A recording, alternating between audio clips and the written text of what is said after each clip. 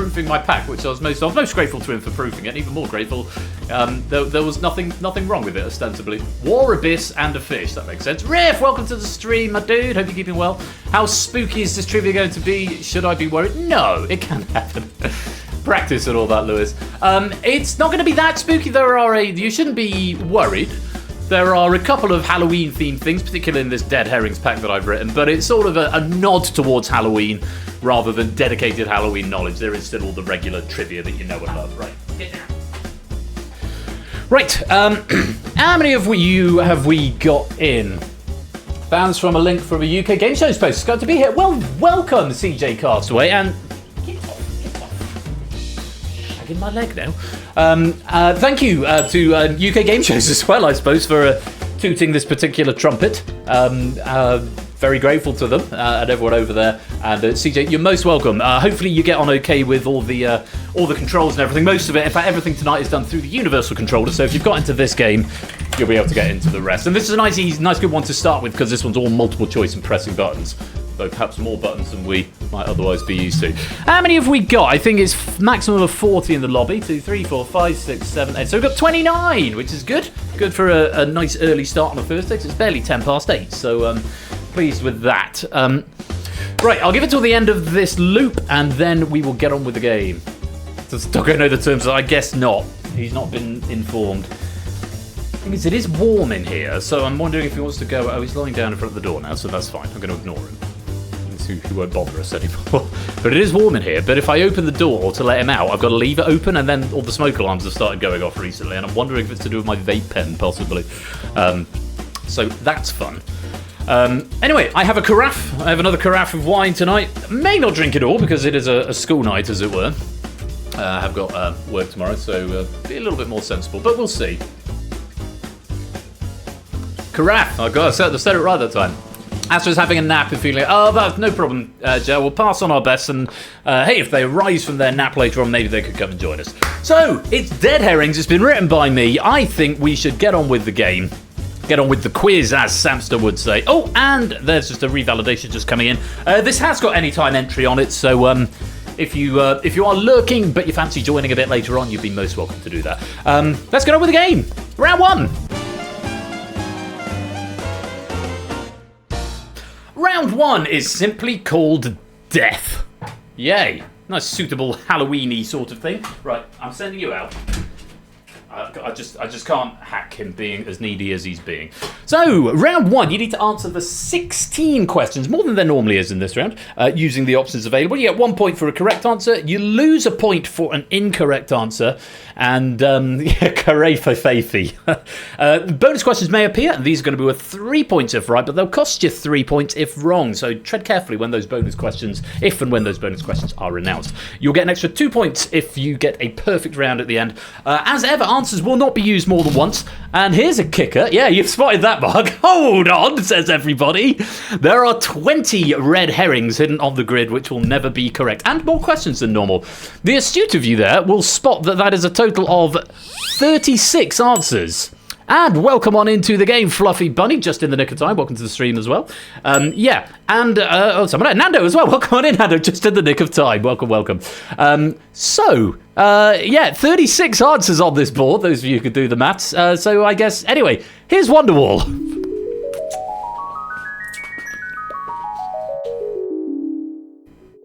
It does play the last ones, but there's so many sounds playing at once that the Unity engine gets sad, so it doesn't sound like it does.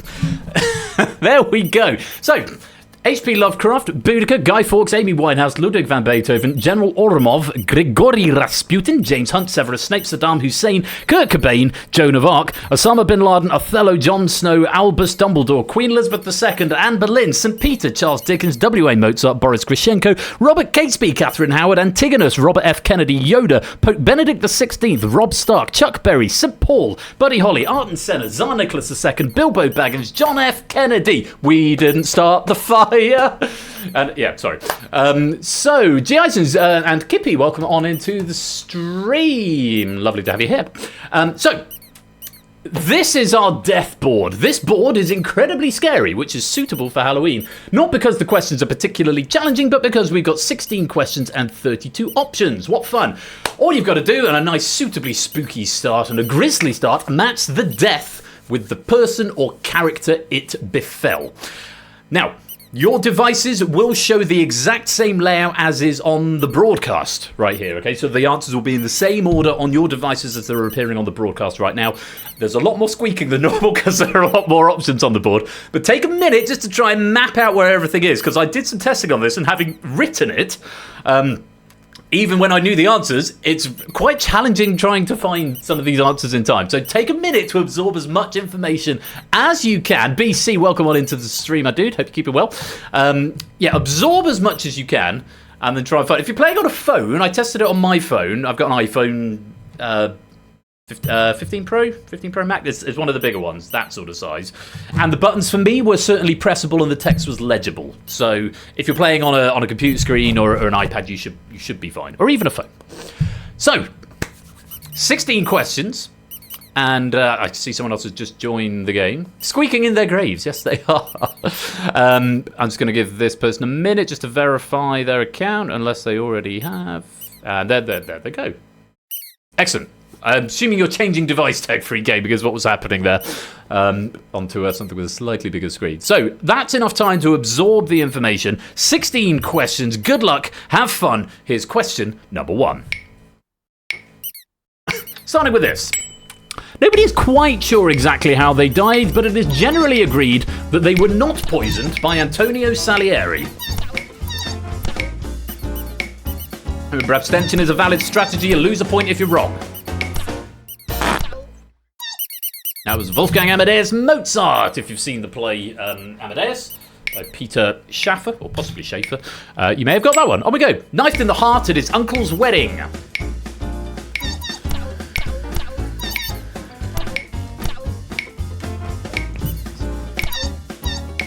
And I'll give you more information on these a bit later on for a reason that will become clear at the end of the quiz.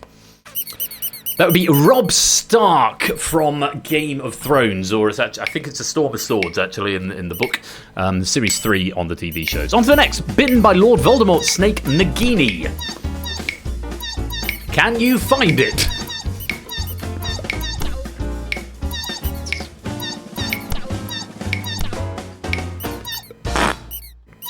And if you did, that was Severus Snape was bitten by Lord Voldemort's snake, Nagini. Oh, we've got an extra werewolf. It's time for a bonus question. 3 points if you can find this, -3 if you're wrong. Let's take a look. Died from injuries suffered during a major crash at the San Marino Grand Prix. I think that is the limit of Harry Potter tonight, Clive, as well. I think. Possibly. We are being treated with this edition, BC. Ayrton Senna was the correct answer there. Well done if you found him. Bad luck if you lost some points. On we go. Here's another question. Allegedly poisoned twice, shot in the chest, shot in the head, and thrown in a river.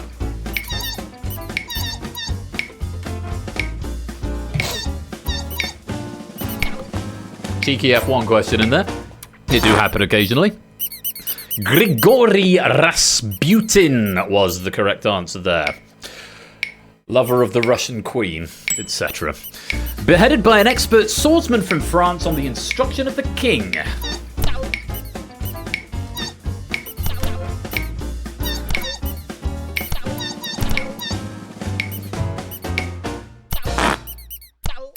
That was Anne Boleyn. Anne Boleyn was the right answer. Second wife of Henry VIII. Here's another bonus for you. 3 points if you're right, -3 if you are wrong. Take a look at this. Sentenced to be hanged, drawn and quartered, but didn't survive past the hanging stage.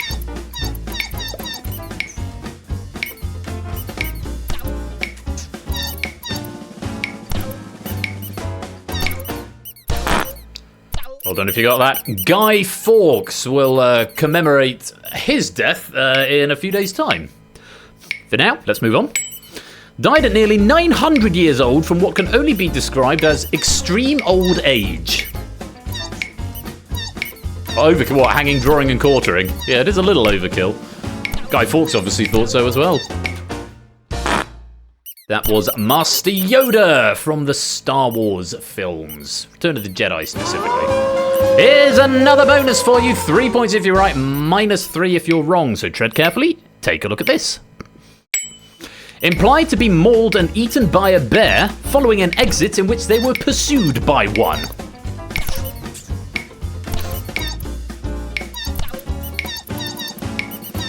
Who, Yoda, Proogs? Or this one? That's why it says implied. Antigonus from The Winter's Tale by William Shakespeare. Exit pursued by a bear. Winter's Tale. The Winter's Tale, I think, Mark. Executed by hanging, which was controversially recorded and distributed on the internet.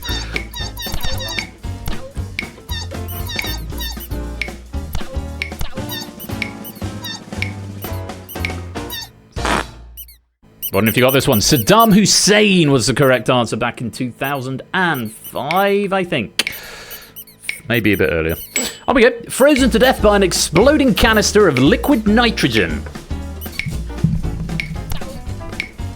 Oh, have I got everybody? No, a couple of you are getting this. Well done. Tricky one. Portrayed by the remarkably versatile Alan Cummings, Boris Grishenko from GoldenEye. Yes, I am invincible. That one. Here's another bonus for you. We're spoiling you with your bonuses tonight. +3 for right, -3 for wrong. Take a look at this. Crucified upside down. He was invincible. He was not invincible. He very much was not. Oh, some players losing 3 points on this one. Well done if you got that. That was St. Peter. St. Peter was crucified upside down. On to the next one. Burned at the stake for heresy.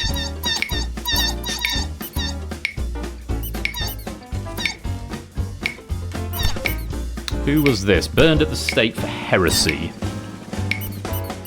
Not hearsay, no. That would be, what was this? Nigel Fuller burned at the stake for hearsay. Joan of Arc was the correct answer there. And another question, I don't know how many we've had, but we'll find out in a bit, I'm sure. Died in a plane crash on the day the music died. Objection, hearsay. Very much so.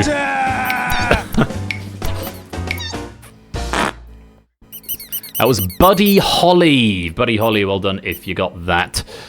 And another bonus question. 5 bonuses in one round. My goodness gracious me. Let's take a look at our next bonus question. +3 if you're right. Shot by Shehan.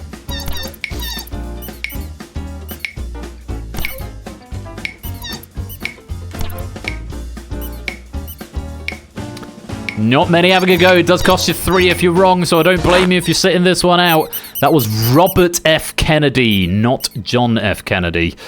In case he's another answer later on, he wasn't the answer to that one. Lost consciousness following a stroke at his home and died the next day. Who now? Shehan.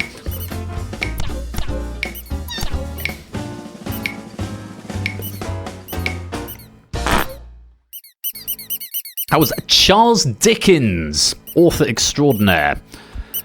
And the dead herrings, there they are. I'm going to just pause the build because I've got some the notes. I didn't give you any notes on those because what I've actually done in this round, as you may have spotted, got a black screen on iPhone 14 when using universal controllers in red herrings. Ooh, and that's very interesting. Person whose name I can't see but begins with a T. Just needed Jon Snow to complete the line. So what I've actually done here is all of the answers have a relative red herring, and then there's 4 pairs that didn't have a question. So just to go through them, because I didn't have the chance at the time, I'll go through them in the order I've got written here. Anne Boleyn was beheaded by an expert swordsman on the instructions of the king, not Catherine Howard, who was beheaded with a regular axe. St. Peter was crucified upside down, not St. Paul, who was martyred in some non-determined way. Guy Fawkes was sentenced to be hanged, drawn and quartered, not Robert Catesby, who was shot upon the discovery of the gunpowder plot. It was Rob Stark who was knifed in the heart at his uncle's wedding, not Jon Snow, who was murdered by his fellow Night's Watch brothers. Shehan I already alluded to was Robert F. Kennedy, not John F. Kennedy. He was assassinated by Lee Harvey Oswald.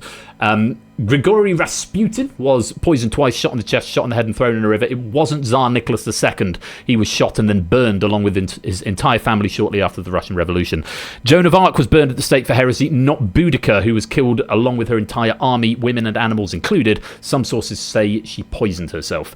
Severus Snape was bitten by Lord Voldemort's snake Nagini, not Albus Dumbledore, who orchestrated his own death with Severus Snape, who used the Avada Kedavra curse on him. Antigonus was the one implied to be more than eaten by a bear, not Othello, because Othello stabs himself because it's a Shakespearean tragedy, so of course he does. Boris Grishenko was the one who was killed by the exploding canister of liquid nitrogen, not General Ourumov, who's up in the top right there. He was shot to death by James Bond's Kalashnikov. Mozart wasn't poisoned by Salieri. I mean, technically neither was Beethoven, but it was sort of an implication question rather than a straight-up knowledge question. The relative red herring there was Beethoven, who most likely died from a combination of long-term alcohol abuse resulting in liver disease and hepatitis B. Dickens died from a stroke, not Lovecraft, who died following a short battle with cancer of the small intestine. Yoda died at nearly 900 years old, not Bilbo from Lord of the Rings, who sailed away to the Grey Havens at the end of The Return of the King, aged around 131. It was Saddam Hussein who was executed by hanging, which was distributed on the internet, not Bin Laden, who was shot and killed by a US military special operations unit. It was Buddy Holly who died in the plane crash, not Chuck Berry, who died from cardiac arrest in 2017, much later than Holly's untimely death in 1959. It was Ayrton Senna who died at the San Marino Grand Prix, not James Hunt. James Hunt was another F1 driver who died at a similar time and did so following a heart attack aged 45, which was not suffered during the race. The other red herrings that are up there that I threw in just to throw you off that didn't have an answer but were paired up, Kurt Cobain and Amy Winehouse and Pope Benedict XVI and the other one, which for some reason is not on my notes. Where's the other one? Oh, Queen Elizabeth II. They were sort of paired up, but didn't have a question. Yes, the Queen and the Pope, Kurt Cobain and Amy Winehouse. So that is the end of that mammoth round. Let's see if anyone got a perfect score and check out the scores at the end of round one.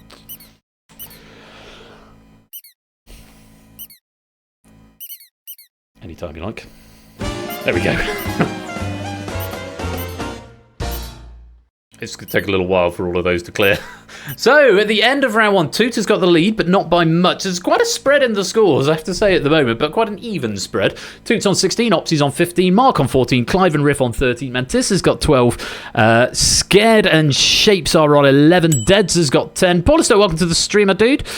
Colin, Proogs and Spooky are all on 9, BC, Pyro, Stimpsons are all on 8, JR's got 6, AB Me, Puzzle Down and Topper on 5, Nando's on 4, Flyboy's on 3, CJ's on 1, as is Ralph and Werchi. I think that's still got there. Cola and Paulister and Tech all breaking even. CJ Binks is on -1. Marcin is on -3. Fluffy's on -5. Jogging on -9. And Witchy on -12. Opsy, Paulister, Monte, welcome to the stream, all of y'all. Hope you're keeping well. Lost track of time. It's me starting on time for a change, which probably didn't help that. But yes, there we go. Welcome to you. Where chicken. Yes, it truncates in this game, apparently.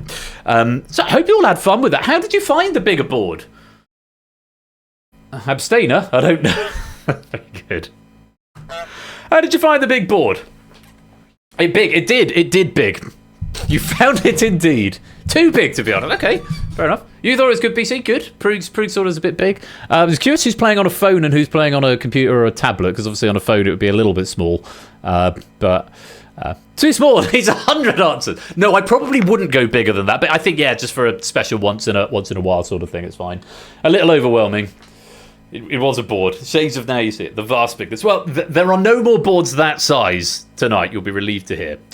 20 to 24, probably the most I'd say. Well, you've all done quite well, even if it was a bit overwhelming. It's 5 seconds, 15, Proogs. You get 15. No, it's unlikely to become a regular thing. It was very much just a one-off. I mean, you can have any number, but I prefer the square numbers because it fills the board completely. But anyway, it was a bit of an experiment, and I hope you enjoyed it for what it was. You've nearly run me out of mini post-its. I can only apologise, Shapes. Let's move on. Round 2.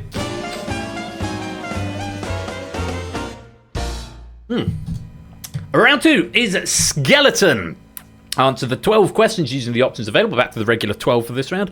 Answer faster to earn more points. Answering incorrectly freezes you out of the following question. So remember, you don't have to play, but if you get it wrong, you don't get any points for the one you're on, and you're frozen out of the next one. Bonus questions may appear, which are worth a flat rate of 5 points if correct, and an extra bonus of 3 points is awarded if you get a perfect round. So the faster you answer, the more points you get, unless it's a bonus question, which is just a flat rate of 5. Can Android phones or noted? So please do, Fluffy. Chuck it in the suggestions channel, and I'll take a look at that. As ever, answers will not be used more than once, but this time we have 13 red herrings hidden on the grid, which will never be correct, which means you've got a total of 25 answers. So it's a nice 5x5 grid. Still bigger than normal, but smaller than the last one we had. The regular size is 4x4, just so you're aware. So yes, skeleton is the round. I wonder where this could be going. Let's take a look at the answers. Tent, nose, teen, kneel, onset, tone, tens, eels, steel, nest, elk, keen, sleet, lento, nestle, token, toes, stolen, lens, net, notes, kent, sleek, stoke, sea. Those are your answers on a 5x5 board. And Halloween just isn't the same without a good skeleton. Identify the words that can be made from the letters in skeleton from their definition. So yeah, partial anagrams, as Mark is saying. All of these words can be formed from the letters in the word skeleton. All you've got to do is find it from the definition. Remember, it is the speed round, so the faster you answer, the more points you get. But remember, all of these answers look very similar. So sometimes a double check you're pressing the right thing, because the questions aren't going to be particularly challenging. They're all quite short, though. They're quite brief questions. What's the word I'm after? Concise is the word I'm after. They're all quite concise, these questions. So they're not particularly challenging, but make sure you're pressing the right button. Good luck, have fun. Here's question number 1. Starting with this. Ill at ease.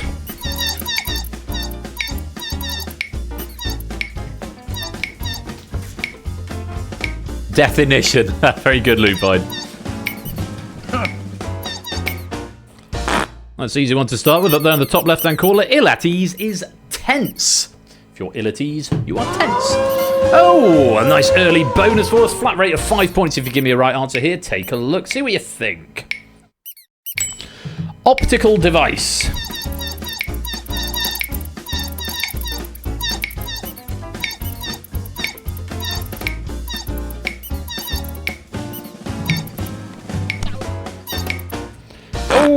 Puzzle Dan just missing out there. That's a lens, is an optical device. Well done if you got 5 points on that. Puzzle Dan, bad luck. You're frozen out of this question. Let's take a look at it. Swiss food and drink conglomerate.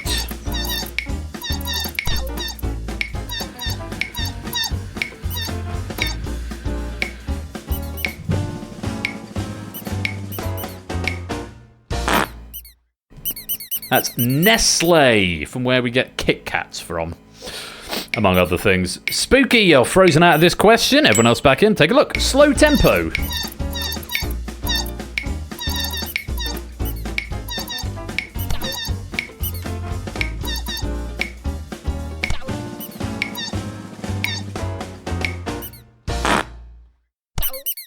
That's lento.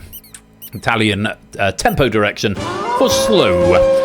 Toot, CJ and Witchy, you're frozen out of this bonus. Bad luck. It is a bonus question, but you're frozen out. 5 points if you can get this one. Take a look. UK City, blank on Trent.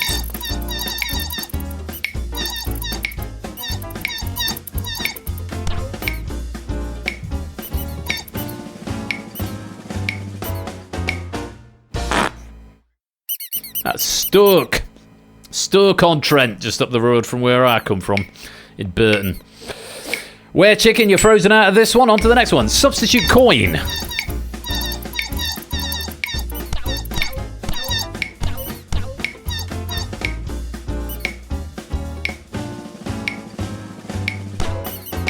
Couple of us falling into a little trap, maybe. It's a token. A token is a substitute for a coin. Well done if you got that. Nestle on Trent sounds quite nice. It does, actually. Shiny and slender. I mean, there is a Nestle factory in Tutbury, which is just up the road from where my parents live, which is just down the road from Stoke-on-Trent. So maybe that we should start calling Tutbury Nestle on Trent. That's sleek, if something is sleek and shiny and slender. Mantis and BC, you're frozen out of this here bonus question. 5 points flat rate if you can find me the answer here. It does smell of coffee, Lupine. It very much does. 2006 film, Blank on a Scandal.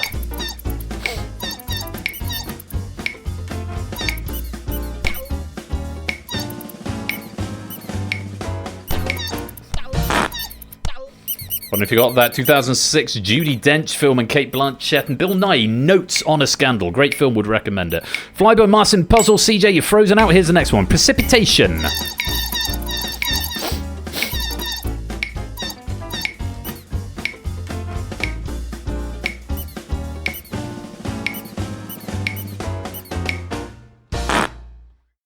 That's Sleet. I'm assuming that's Tech Freak Gaming who's posted that in chat. Tech Freak, have you tried refreshing the device, or is that the consistent thing for it? On to the next. Taken without purchase. Is that... If you try giving it a refresh... No, Nighy, not Bill Nighy. No, not Bill Nighy the Science Guy. Bill Nighy. Taken without purchase is Stolen. Stolen. Well done if you got that one. Most, in fact, everyone other than, I think, Tech, who may be having some tech troubles. On to another bonus question. 5 points flat rate. If you can tell me this, everyone's in. Take a look. Metallic alloy.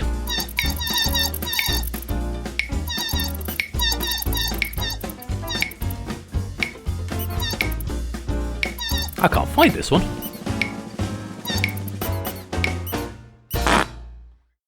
I was there, yeah. Steel. Steel with 2 E's, unlike stolen. Everyone's still in. Here's another question. Post-tax salary.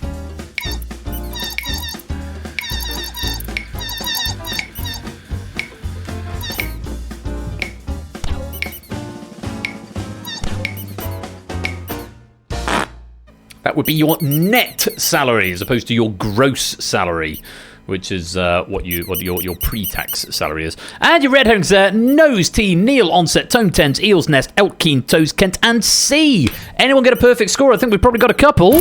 Yes, quite a few getting a bonus 3 points there. Cola, Fluffy, Ralph, Nando, JR, Deads, and a few others who all went yellow there. Too many for me to rattle off in that time. Very well done.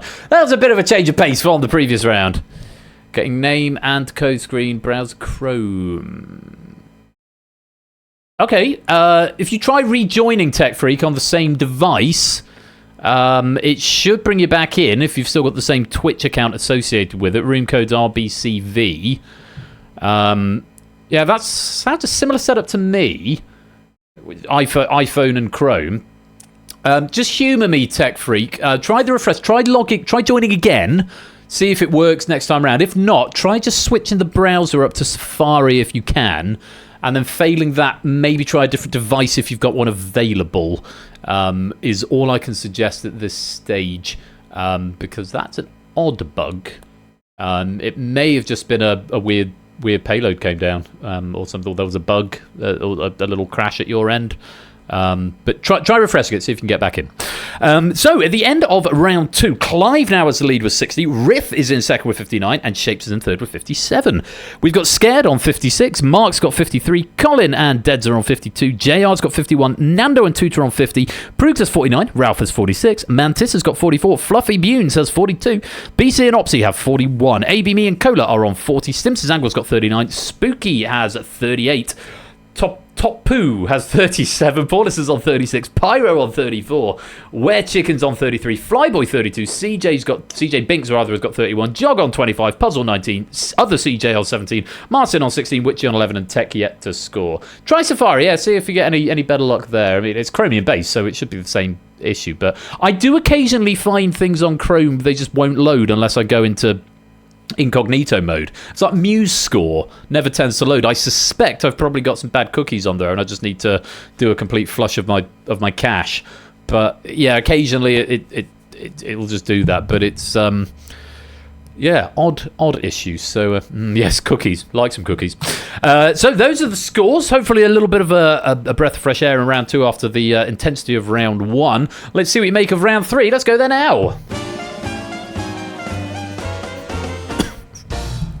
Reverting to standard red herrings format and numbers for this round here. Round 3 is Mummy. Answer the 9 questions using the options available. Earn more points for each consecutive correct answer. As ever with this round, answering incorrectly will break your streak, but if you abstain, it will preserve your streak. So bear that in mind. If you've got 5 right in a row and you don't know the next one, then maybe think twice before answering, because abstention won't punish you, but a wrong answer will break your streak. No bonus questions in this round, but I'll give you 5 bonus points if you can give me a perfect round of 9 out of 9. Answers, as ever, are not used more than once, and there are 3 red herrings hidden on this grid, which will never be correct. So this is your standard round 3, 9 questions, 9 correct answers, and 3 red herrings. Hashtag flush the cash. Eels on a scandal. That would also work, Arden Vets. I see Tech has managed to rejoin the game. Hopefully you'll, because it's a different browser, you'll need to revalidate the account by typing into the chat. And then hopefully it'll just bring you back in and you'll get the payloads this time. Guess we'll find out in just a mo. Once you've gotten validated. Oh, I maybe have a theory on what's going on with Tech here. I'm going to wait for him to validate his account. Yes, Monte, you can join the game. Get the app and join with the room code. You don't need to ask, incidentally. Right, Tech, at this point, you should have a splash screen saying the game will begin shortly. Do you have that screen? Because if not, I have got a theory, but it will have a follow-up question. If you've got that screen, you should be fine. Let me know in chat ASAP. Have you got that splash screen game will begin shortly? Stock and North Code. Right. Are you playing and typing into Twitch chat on the same device? Are you watching and playing on the same device? Because if so, that's probably what's going on. Topper, stop it. We're trying to figure out a tech issue. You are. Right. That'll be what it is. There's a weird quirk, which I haven't been able to nix yet, where if you come out of the app, go to a different browser, and then... yeah, it doesn't sort of validate you. It sort of logs you out, but doesn't auto log you back into it. So you're stuck on the authorization screen. So that will be what's going on. I can do a fast track, but obviously I need to know the authorization code it sends you, which you would, need to go to another device to validate. I think. Should be fine. If you can get to a second device, authorize on the second device. I think it does say that on the splash screen when you log in, because there's this weird quirk in the game. Also, Sonic Elwood, welcome to the game. There's a weird quirk in it where you're in that sort of in-between stage. You're not quite fully logged in, so it won't auto-reconnect you. And it's something I've not been able to patch. That would be my advice for now. If you can DM me your validation code if you get back in on another device, I will try and authorize it at this end. For now, we're going to go on to round number 3, and your options are... Grace Gummer, Dakota Johnson, Cindy Crawford, Demi Moore, Andy McDowell, Kate Hudson, Carrie Fisher, Angelina Jolie, Uma Thurman, Janet Leigh, Judy Garland, and Annie Lennox. Ah! The Mummy Walks! Oh, that sort of mummy. Phew. Match the famous mother-daughter to their slightly less/more famous daughter/mother. Okay? So you're going to get the name of a person as the question, and you need to tell me who out of the answers is their mother or daughter. Okay? So you've got famous mother-daughter combos. You've got to pair them up. Simple as that. Okay? Good luck. Have fun. Here's question number 1. Melanie Griffith. Everyone might as well attempt this one because there's no penalty if you've got no points.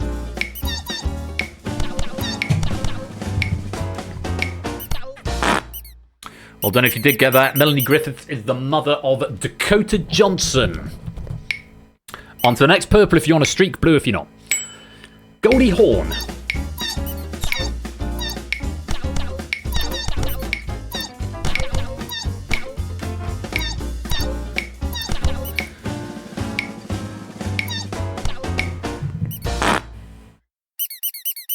Goldie Hawn is the mother of Kate Hudson. Hudson's also the daughter of the actor Kurt Russell. Purple if you're on a streak, on to the next.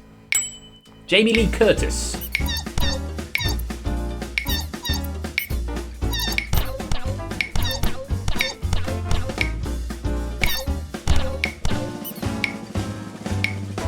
More people might get this one.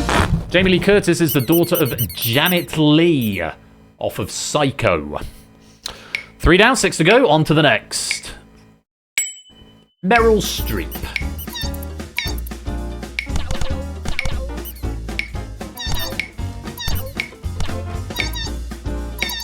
And Halloween, of course. Meryl Streep is the mother, I think, of Grace Gummer. I may have got the generations the wrong way around. On to the next. Come to the halfway mark. Purple if you're on a streak. Margaret Qualley.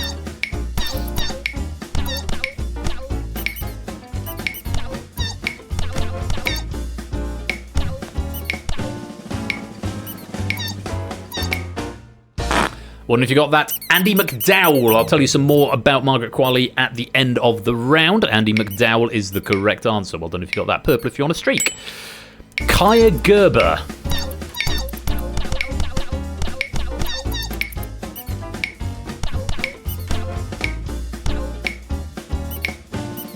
That's the way it goes sometimes, Jay. Oh, bad luck.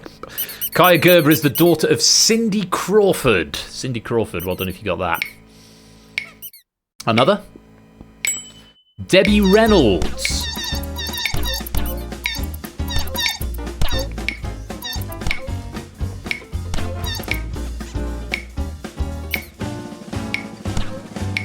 Yeah, correct answer. Probably one of the easier ones up on the board there. Debbie Reynolds, of course, the mother of the late Carrie Fisher. Or the late Debbie Reynolds is the mother of the late Carrie Fisher. On to the next. Maya Hawke. Purple if you're on a streak. Don't know any of them. I'm sorry, JR. They're all quite famous. I've heard of most of them, I have to say. There's all sort of cinema world, though. Uma Thurman, Maya Hawke from Stranger Things, is the daughter of Uma Thurman.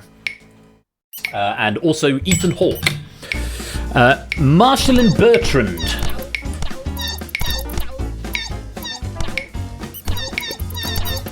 You guessed one right, hey! Hold on, JR.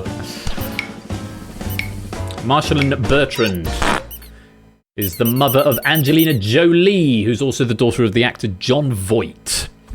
And the red herrings, Demi Moore, Judy Garland, and Annie Lennox. Tricky round. Let's see if anyone got a perfect score. Yes, Scared and Toot. Very well played. Battles on for the top spot at the end of round 4. Whoa, bit of a wasted journey for me on that round. Well, it's if you know, you know. We've got 2 perfect rounds in there. Just to go through them, Annie Lennox. Annie's daughter, Tali Lennox, is an artist and model, but didn't feature as one of the questions. Demi Moore was a bit of a red herring there, because Moore recently starred in The Substance alongside Margaret Qualley, who played a younger version of her. So you had Demi Moore, and then the younger version of Demi Moore was played by Margaret Qualley, but she's the daughter of Andy McDowell, not Demi Moore. Demi Moore's real-life daughter, Rumer Willis, is also an actress. And Judy Garland was famously the mother of Liza Minnelli, but did not come up and was a red herring there. So well done if you did get some points out of that. Pyro Pygmy, welcome to the stream. Just went for one answer to hope for a point and hit upon a dead herring. Bad luck. What a shame. What a shame indeed. Well, at the end of round 3, the scores are as follows. Scared has the lead with 106. Toot has a nice round, 100 in second. Mark's in third with 74. Shapes has 67. Nando's on 65. Clive is on 64. Riff has 61. Colin has 58. Opsy has 56. Coda's on 55. Deads is on 54. JR's on 52. BC's got 51. Prugs is on 50. Mantissa and Ralph are on 47. AB Me's on 46. Fluffy is on 45. Stimpson's on 43. Topper's got 42. Spooky's on 39. Were Chicken on 38. Paulister has 37. CJ's on 35, as is Flyboy. Pyro's got 34. Jog's on 33. Puzzle Dan's on 20. CJ's on 17. Marcin also on 17. Sonic's got 15. Witchy's got 12. Lamont and Tech yet to score. We've got one more round, which could make all the difference. Let's go on. See it now. So you're guessing at random on every question, like I was. You expect a number of correct answers. 1.270 that round. Really? I would have thought there'd been a couple most people know, but maybe I pitched it wrong. Apologies if that round was unpleasant for you. The final round this week is Which? Find the 6 correct answers that fit the criteria. Submit a wrong answer, you'll be told how many you got right and be frozen out for 5 seconds. The first to find all 6 will win 50 points. Subsequent correct submissions will win 5 points fewer than the previous player.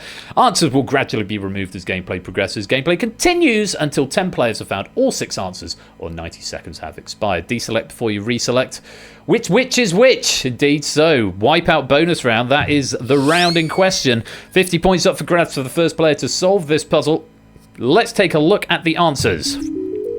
Tongue of wolf, nose of Turk, Beetlejuice, root of hemlock, hoof of goat, poisoned entrails, stripe of wasp, wool of bat, tail of rat, eye of newt, viper's fork, sparrow's wing, scale of dragon, toe of toad, sting of bee, and bull of red. 90 seconds on the clock, please. And I would like for you to identify the ingredients used by the 3 witches in their famous Act 4 scene of Shakespeare's Macbeth.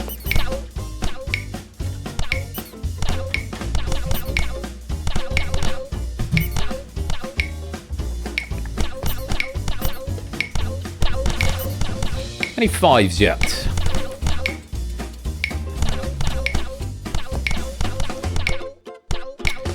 Not seeing any 5s yet. We're about to remove the first option.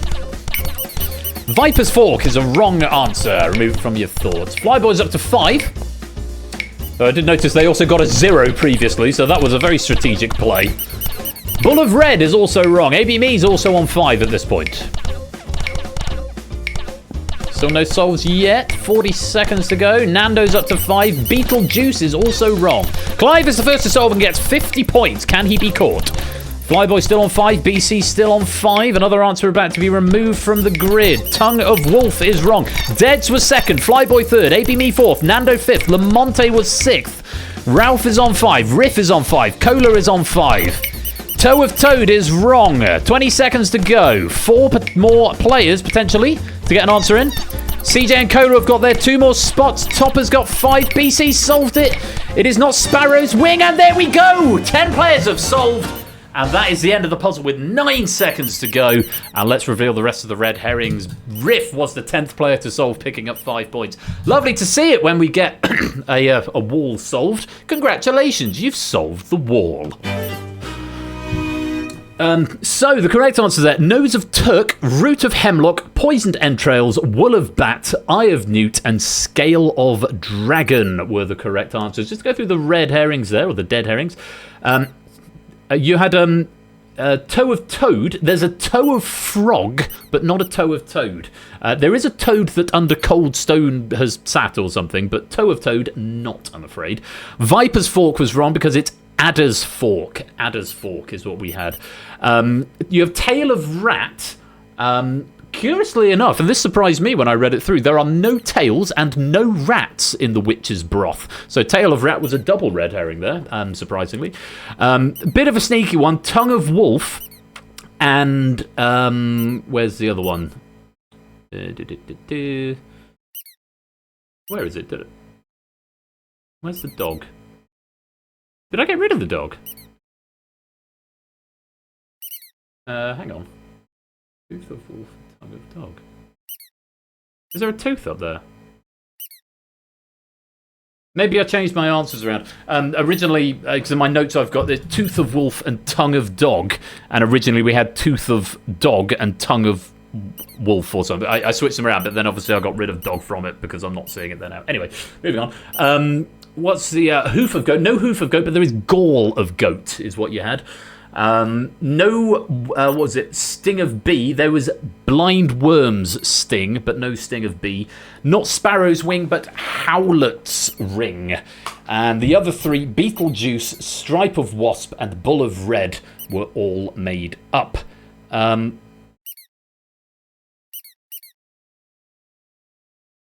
Okay, to get rid of the bannular.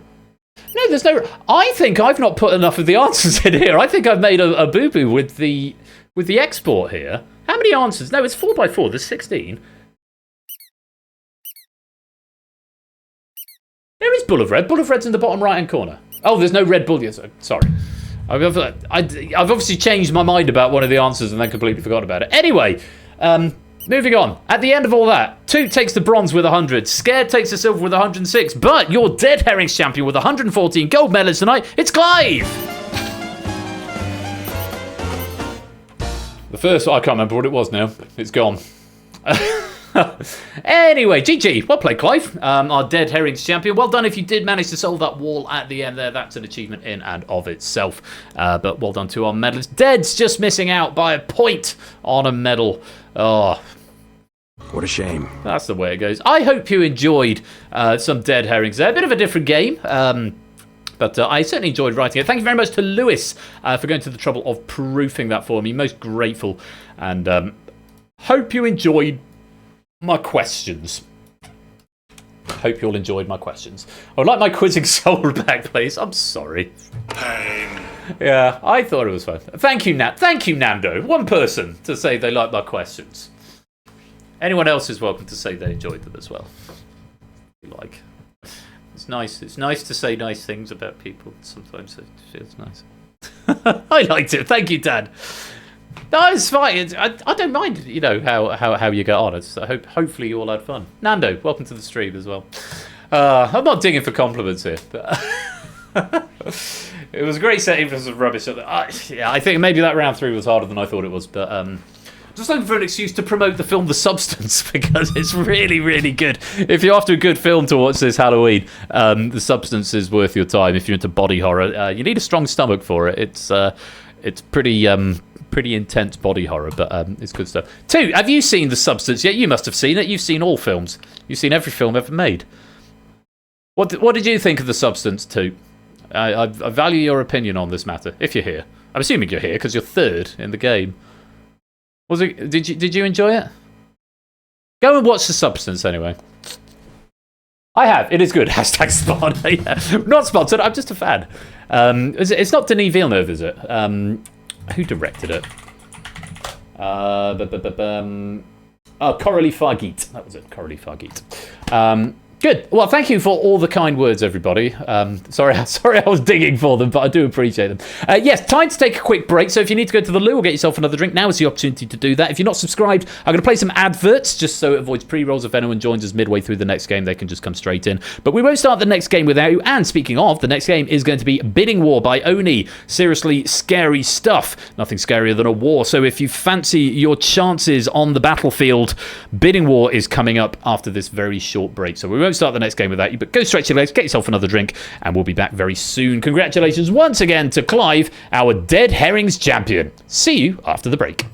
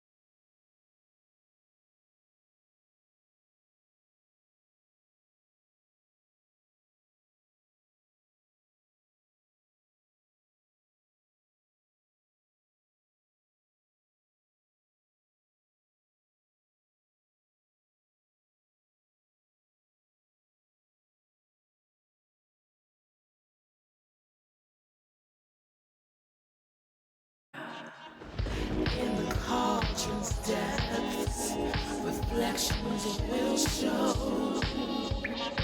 the fears, dreams we all eventually outgrow. Through the darkness, see it clear. Take off that mask, face your fears. Through the horror and in the night, don't you cower, face the fight.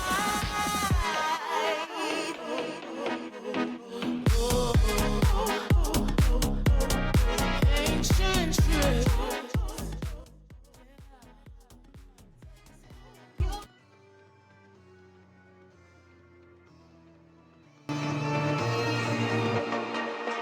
Ghostbusters!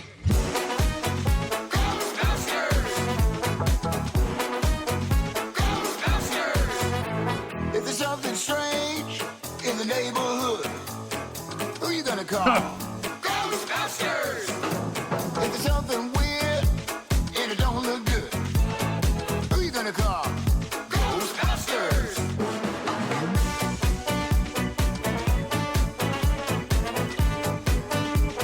I ain't afraid of no ghosts.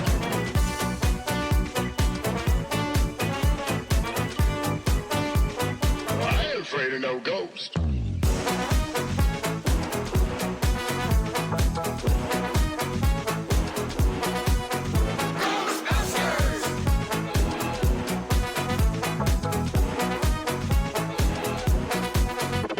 If you're seeing things run through your head, who you gonna call? Ghostbusters! That invisible man sleeping in your bed, who you gonna call? Ghostbusters! Ghostbusters!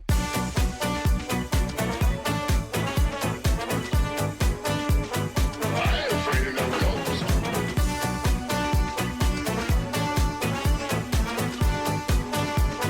I ain't afraid of no ghosts.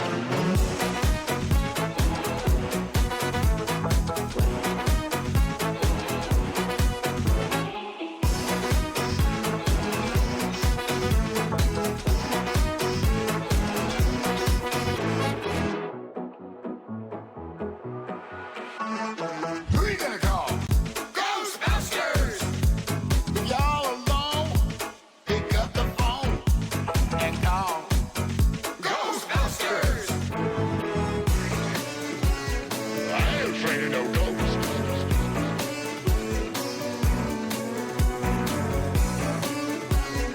I ain't afraid of no ghosts.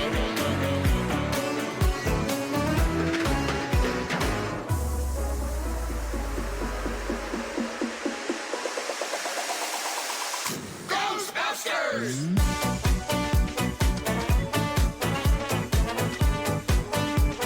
I ain't afraid of no ghosts.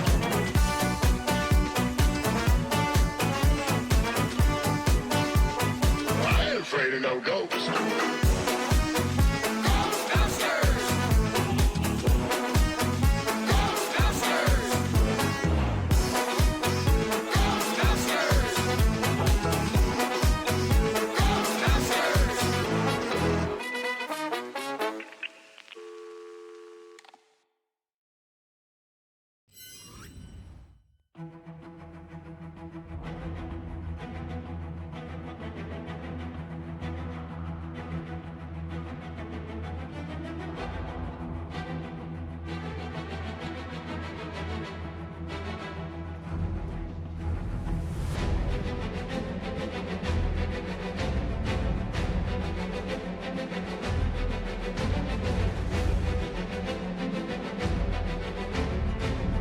Welcome back to the second part of this evening's Hallowstream, where it's time for Bidding War. Welcome to Bidding War.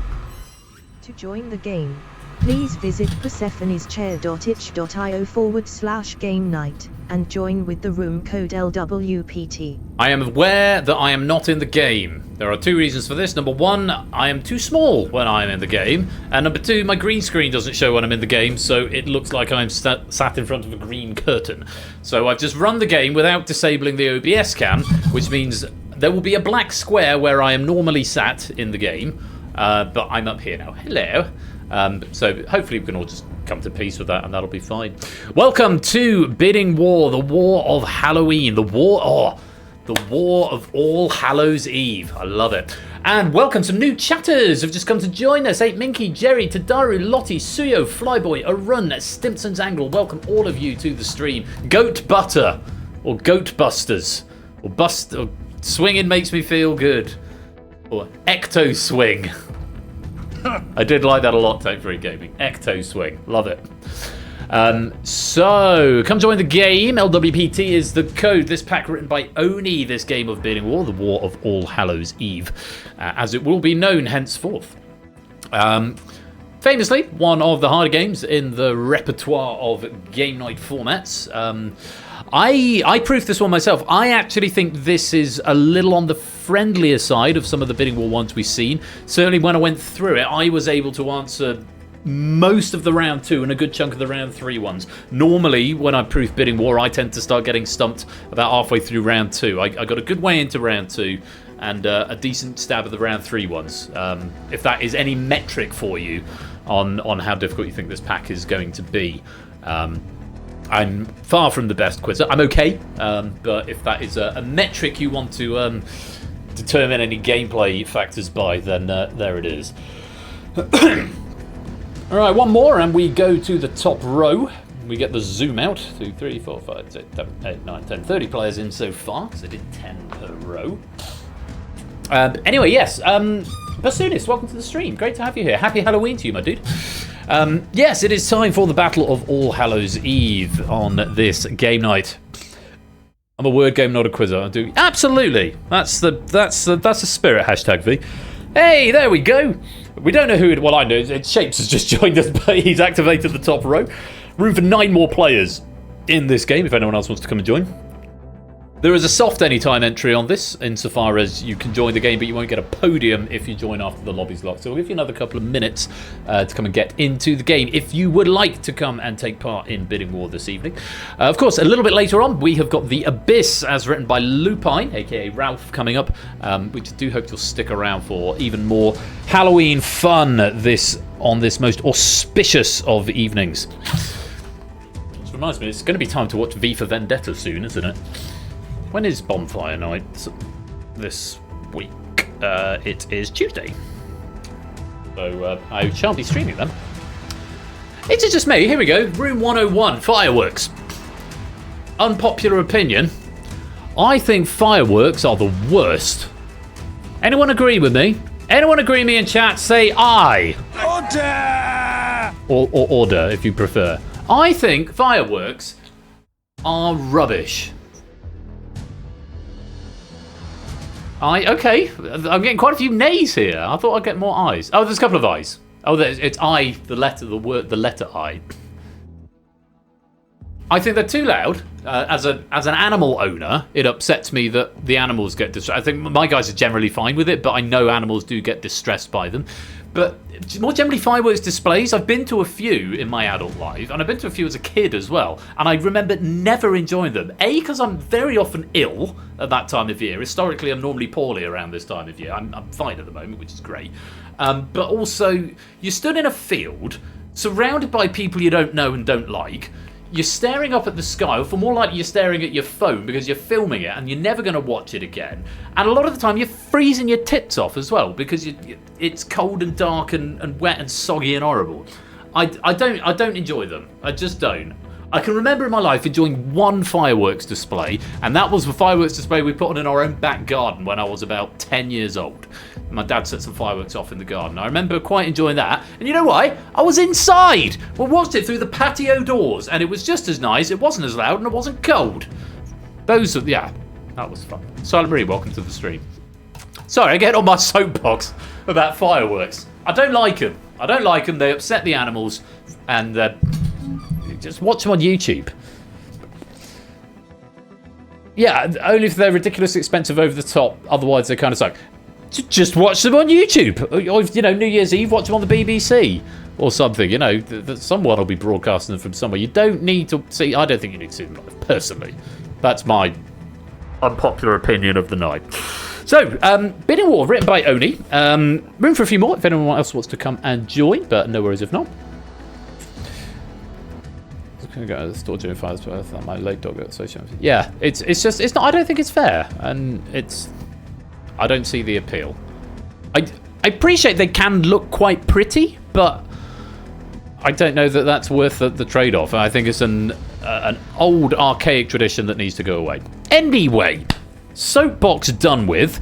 I think it's time to play Bidding War. So, without any further ado, I think we will begin the war at the Battle of All Hallows Eve. Good luck to all of our valiant warriors tonight. 31 of you are taking on this challenge. Only one of you can prevail. Let's play. So, we start, as we always do, with round one. Round 1. Opening gambits. You're going to get 5 questions. Before each question, I'll show you a category. Based on that category, bid from 1 to 3 points on your devices, up to a maximum of your current score. I've given you all 5 points to start with, so you've got something there. Abstention causes a default bid of 1, and you've got 8 seconds to place your bid. Answer the question correctly, you will win your bid. Answer it incorrectly or abstain, and you lose your bid. Simple as that. You've got 15 seconds to answer each question. So attempt every question, because if you abstain, it's going to cost you whatever you bid anyway. If you run out of points, you're eliminated from the game. This is why I've given you 5 to begin with. So if you bid 3 on the first and then 2 on the second and get them both wrong, then I'm afraid you're going to be out very, very quickly. So do tactically bet. The questions are raked, so they do get harder as the game goes on. That's all there is to it. Survive the round, 5 questions, and potential to get 30 points by the end. No, 20 points by the end of this round. 15 times 3 plus your original 5. So let's see how you get on. 5 points in the bank. Here is your first question. Bidding 1 to 3, and the category is... Get ready for the category.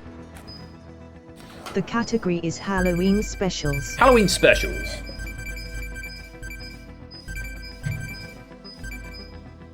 Time. Bidding concluded. Good range. Handful of 3s. Get ready Quite a for few the 2s, quite a question. few 1s. Let's take a look at the question. This year, in its 35th incarnation, the Halloween special episodes titled Treehouse of Horror are a tradition for which animated series?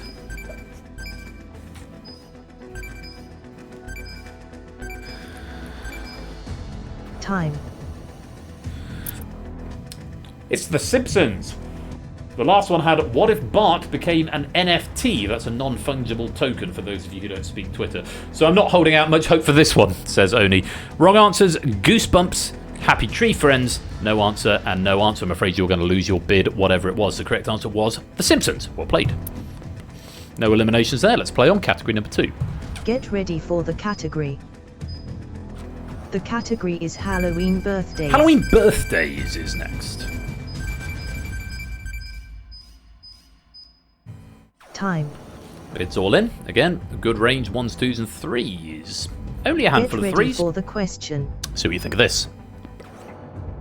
Celebrating his 57th birthday today, which rapper was threatened with a lawsuit in 1991 for his most famous song illegally sampling the bass line of Queen and David Bowie's Under Pressure? Time. And that's time.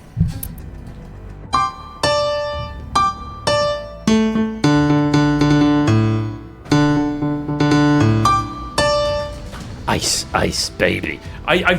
That song in particular has a particularly egregious spot in my heart because I happen to think Under Pressure is one of the greatest songs ever written. Certainly in my top 5 whenever I ask myself that question. The answer was Vanilla Ice. Iced Tea is not the right answer, Riff. Bad luck. No answer from Cola, Snoop Dogg, Shaggy, Snoop Dogg, no answer. Kanye West, P. Diddy, no answer. Ice Cube, getting the ice but the wrong rapper. No answer, and Dr. Dre, all of those incorrect. We needed Vanilla Ice. Also accepted Robert Van Winkle. He released a metal cover of Ice Ice Baby in 1998 under the title Too Cold, It's Gloriously Terrible. There is a link to it, which I looked at when proofing. I will not inflict it upon you. Vanilla Ice was the correct answer. Well played if you got some points. No one eliminated yet, so let's go on to category number 3. Get ready for the category. Quite right, The category BC. is Halloween candy. Halloween candy.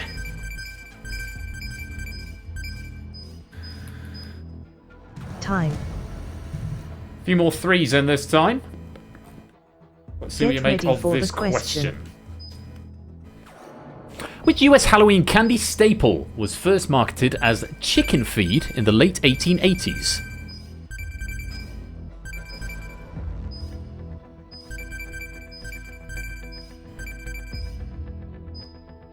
Time. And that's time. Candy corn was the right answer. It's apparently a love it or hate it sweet. Oni says he wouldn't know. I don't think we get it in this country. Halloween for me, i.e. Oni, for the last 15 years doesn't involve candy. It involves drinking whilst dressed as a cat.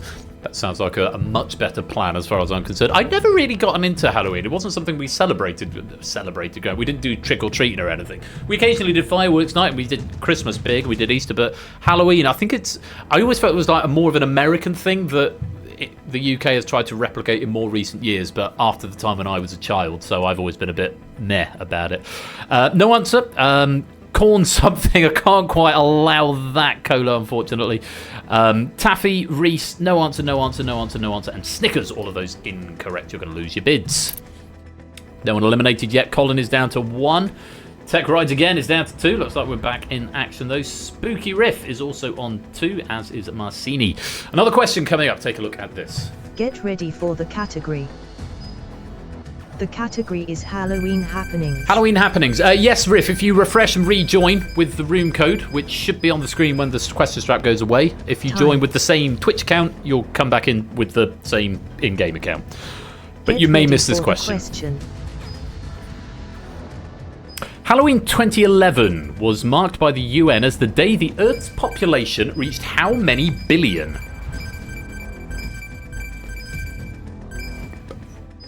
I see you're back in now, Riff, but you'll have to wait for the next question before you can answer. Time. There's time. It's 7 billion. Halloween 2011. The day of 8 billion was marked on the 15th of November 2022. 11 years later, population is currently expected to reach 9 billion in 2038. Now we've got this thing where I can undo, because 6 billion is not the right answer, Colin. It's actually 7 billion, but that's gone through the spell checker because you included the word billion. Let's just go through the others. 8, 100, 8, 6 billion, which I've uncondoned. 8, 8, 40, 24, 8, 8, no answer, and 8. And 8 billion, also wrong, I'm afraid. We're looking for the 7 billions. There's another 8 billion from Sam. I can't have that. 7 billion, 7, and Ralph. Can't have 8 billion. Yes, thank you. I'm on it. I realise that's a thing because, of course, if you type 8 billion, it is more than 80% accurate with 7 or 6 or 5 or 4 billion. So, yeah. Unfortunately, I've had to uncondone some of you. Yeah, one character out, but that's the way it goes. I'm just going to do one more pass. 8, 8, no answer. 8, 8, 8, 48, 8, 24, 8, 8, 8, 8 billion, 6 billion, 108, 7, 7 billion, 7, 7, 7, 7, 7, 7, 7 billion, 7, 7, 7, 7, 7. Yes, everyone else is as should be. Good. Bless me. Excuse me. Gesundheit and all that jazz. Right. Anyone going home, computer? Colin has been eliminated. Colin, I'm afraid your war is over. Thank you for playing. Do continue to play along in the background game. Still pennies available. And potentially a lobby medal as well. Right. One more question in this opening round. Take a look at this. Get ready for the category. And thank you, everyone, for the The blessings. category is We'll Have Halloween on Christmas. Well done, TTS. You tried. We'll have Halloween on Christmas. Time. Okay, not many threes. Get ready Got a for handful? the question. Let's take a look. The Nightmare Before Christmas producer Tim Burton's only film to gross $1 billion was a 2009 live-action remake of which Disney classic?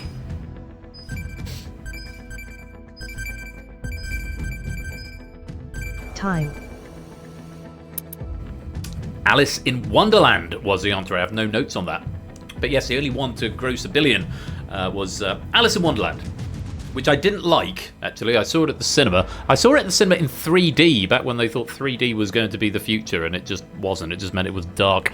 Let's just check these wrong answers. Cinderella, no answer. Lion King, no idea. No answer. Snow White, no answer. Oh, I can see where you're going with that, Topper. I'll allow it. A. Corpse Bride, no answer, no answer, no answer. 101 Dalmatians, no answer, no answer, no answer. Elm Street, The Little Mermaid, Cinderella, no answer. And Aladdin, all of those are incorrect. I am a good, but well, it's phonetically plausible and it's round 1, so I think there's enough information there. What did you get? Alice 1, yeah, I can see what you're getting at with that one. I think that's fair. You've got the key pieces of information, or at least the implied key pieces of information, so I will allow it. Right, that is the end of question 5 at the end of round 1. Anyone going home, computer? Marcini has been eliminated. Tech Riders again has been eliminated. Spookirif Boo has been eliminated. Marcini, Tech Rides again, is Spooky. Round 1. Thank you, computer. And Spooky Riftboo, you have all been eliminated. Do keep playing along in the background game. Points and pennies and medals all available still. The TTS, yeah, it's doing its TTS thing. At the end of that first pass, Lamonte, I think, is a low scorer at the moment on 1. And the high scorer, it might be plus Spooking on 16, unless anyone else can see a higher score. I don't think I see one. So Jogging currently with the lead on 16. Dex, stop scratching the carpets. Throw you out with the strays. I wouldn't throw him out with the strays. You don't know that. So those are the scores at the end of the first round. Very well done if you have survived and you get to go on to round 2. But this is where the competition starts hotting up a little bit. We started with 31. We have lost 4 of our warriors, so we're down to 27. But at the end of this round, we can have a maximum of 10 left, which means at least 17 of you are going to be eliminated in round 2. Let's take a look at the rules. Round 2. Top Gun.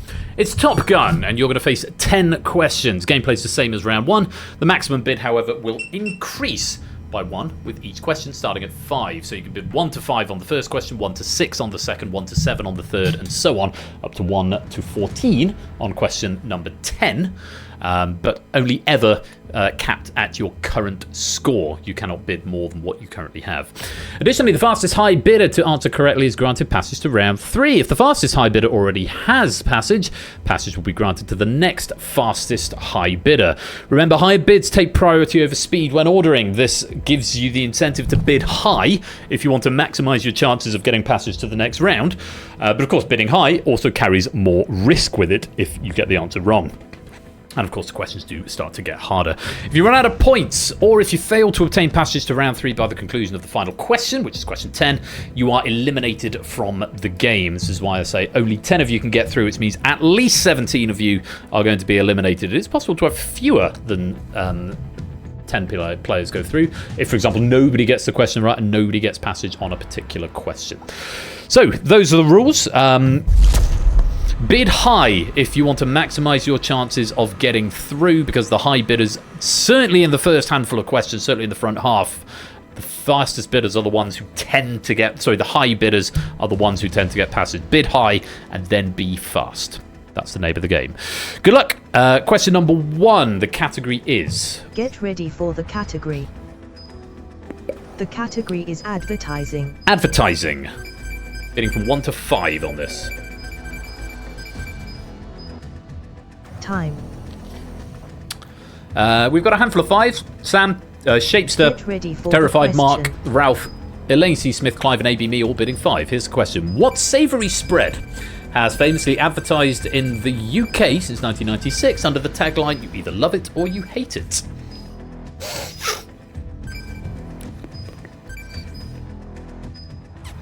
Time. It's Marmite, and it's given rise to actually a description all of itself. If you describe something as being Marmite, it means you either love it or you hate it. Fireworks would be a prime example of something that could be quite Marmite. Right, I did wonder if we could get a couple of Vegemites in there. I can't allow Vegemite. Bovril, Nutella, and no answer also incorrect. Yeah, in 2022, a special edition flavoured with truffle was released under the tagline, one either loves it or considers it utterly vulgar. Sounds about right for Marmite laced with truffle. I happen to fall into the love it camp, but I wouldn't eat it with a spoon. Not with a spoon. I've known some people have said, oh, I can eat Marmite with a spoon. Not for me. On crumpets with butter and on toast, occasionally, it's good. Maybe on a layer of cheese on toast before you put it under the grill. It can give it just a little bit of a kick. Not on its own, though. But Marmite, I think it's a good idea. It's a yeast extract. One of the things that comes from Burton-on-Trent, along with Carling and unemployment. No, I can't say that, but it's not riddled with unemployment. Case in point. But yeah, Marmite and beer, the only things that come from Burton-on-Trent, my hometown. Anyway, the answer was Marmite. Computer, who is getting passage on that question? Lamenta, you have been eliminated. Before that, whose war is over? Lamonte, you have been eliminated, unfortunately. You are out of points. Thank you for playing, but your war is over. Computer, who is getting passage and going through to round 3? Passage has been granted to Clive, with a bid of 5 and a response time of 2.19 seconds. We'll play Clive, maximum bid, so you're always going to be one of the, I think, 7 players there who did the max bid, so you're always going to be a good chance. And the fastest answer at 2.16 seconds.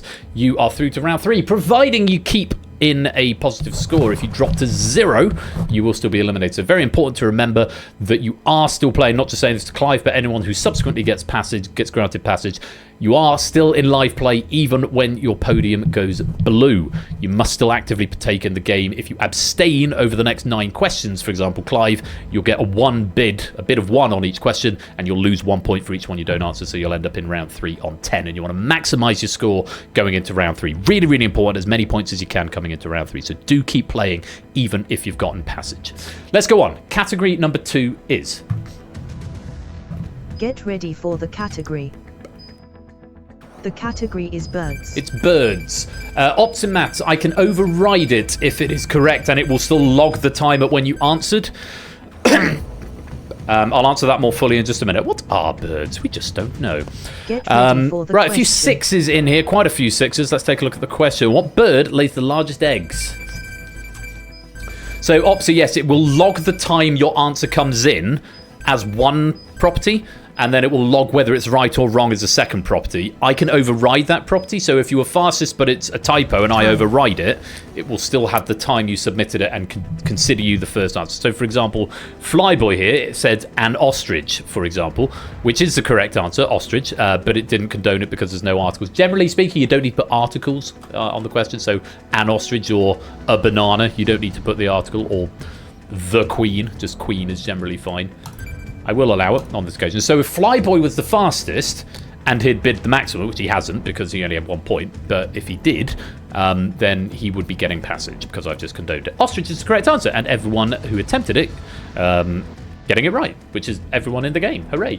Yeah, the largest ever ostrich egg laid weighed about 2.5 kilograms. Typically, they're the size of an average melon. Very big eggs. There's no problem, Flyboy. Just generally avoid articles unless it's a very specific question. Ostrich was the correct answer. Everyone is right, so no one's going to be eliminated. But let's find out, computer, who was fastest and who is going through to round 3. Passage has been granted to Jerryris, with a bid of 6 and a response time of 2.32 seconds. Well done, Jerry. High bidder, maximum bid of 6 in 2.32 seconds. You were actually the fastest player, not just the fastest high bidder, because remember, bids take priority over speed in this round, but you were also the fastest player. Remember, do keep answering because your points are still going to carry forward to the next round and you want to maximize your score, and you can still be eliminated if you run out of points. Let's go on. Another category. Take a look. Get ready for the category. Honeydew The shapes. category is metals. Metals, bidding 1 to 7. Time. A lot of 7s in here. More than half the players Get ready bidding for the 7. question. So it's going to come down to speed. Let's take a look. Pewter is predominantly made with which metallic element?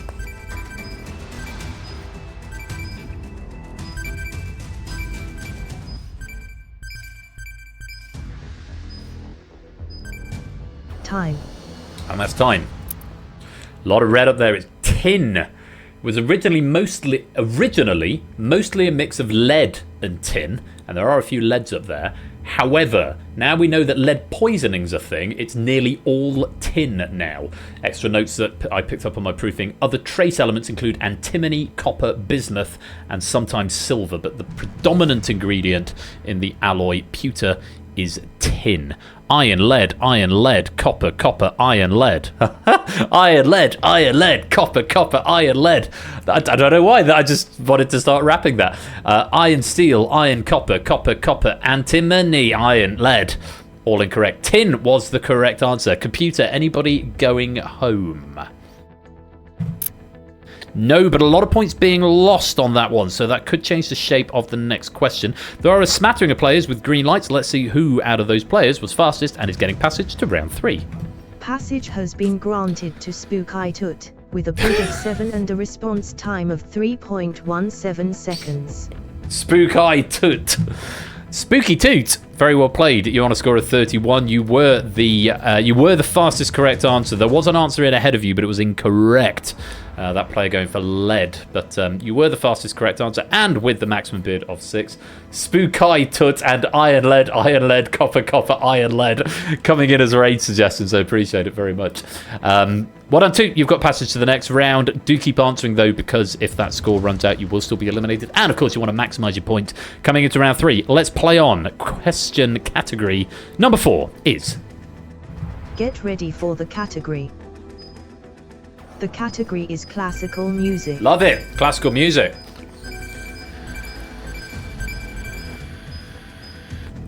Time. Not many 8s. A few 8s, actually. There's more Get players in the ready game for than the my console question. allows me to see, but there's a handful. Let's see what you think. The composer Antonin Dvorak was born in which country?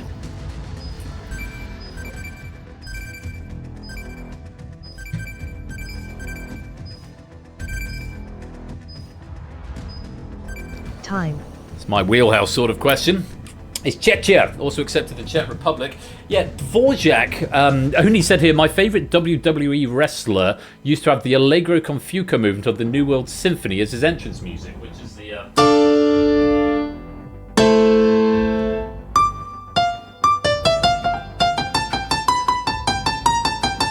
I might be mixing it up with Beethoven's Ninth. They're kind of similar at the beginning.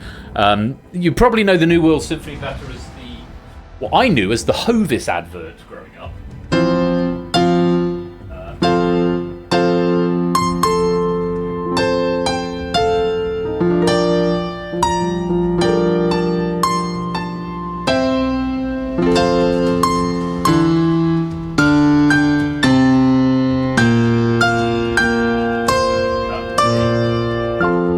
So that's Dvorak, probably his most famous piece of music, which I've just butchered on the piano there.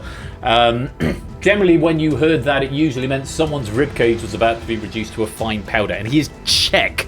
Czech Republic or Czechia, both accepted there. Some good answers coming in here, but unfortunately incorrect. Slovakia, Hungary, Russia, Austria, Hungary, no answer. Russia, Poland, Hungary, Poland, Russia, Croatia.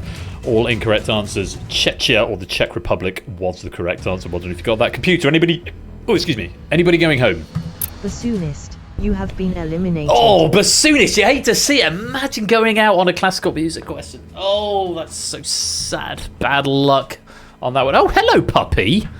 Have you come back to say hello and hit me with your tail? Getting the wrong C. Going for Croatia rather than Czechia there. Hello, pup. Oh, there's a pup. Whoa. Give you a fireman's lift while I come and find out who's going through. So yeah, bassoonist leaves us, another fallen warrior in this war, but there is still room for another player in round 3. Let's find out who was fastest with the high bid. Computer, who is going through?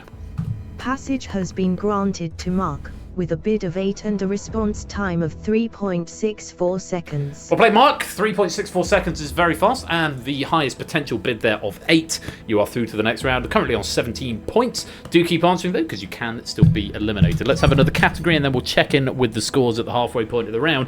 Category number 5 of round 2 is... Get ready for the category. The category is politics. Politics.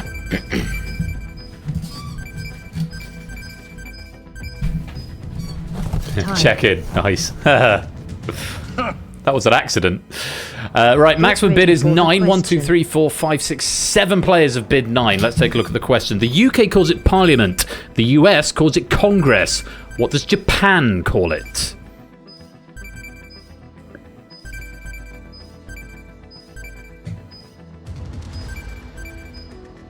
Time. It's the national diet. I have to say this is something I didn't know until I came to proofing this pack. Yeah, the national diet is split into the upper house of councillors and the lower house of representatives, i.e. the legislature. Let's take a look at the wrong answers. No answer, no answer, no answer. Senate, council, no answer. Senate, dumb, union, no answer. Maybe, Senate, no answer, no answer, no answer. And Congress, all of those are incorrect. Unfortunately, it was the National Diet. Computer, anyone going home? Is it Diet? It doesn't look like it. It looks like Diet to me. I'm going to call it Diet. Goatbusters Dan. BC 2014. OPSI, you have been eliminated. Dan, BC and OPSI become the latest casualties of the war. Thank you very much for playing, but for you, the war is over. Do keep playing for bonus pennies and, of course, that lobby medal. But for now, we have to say goodbye.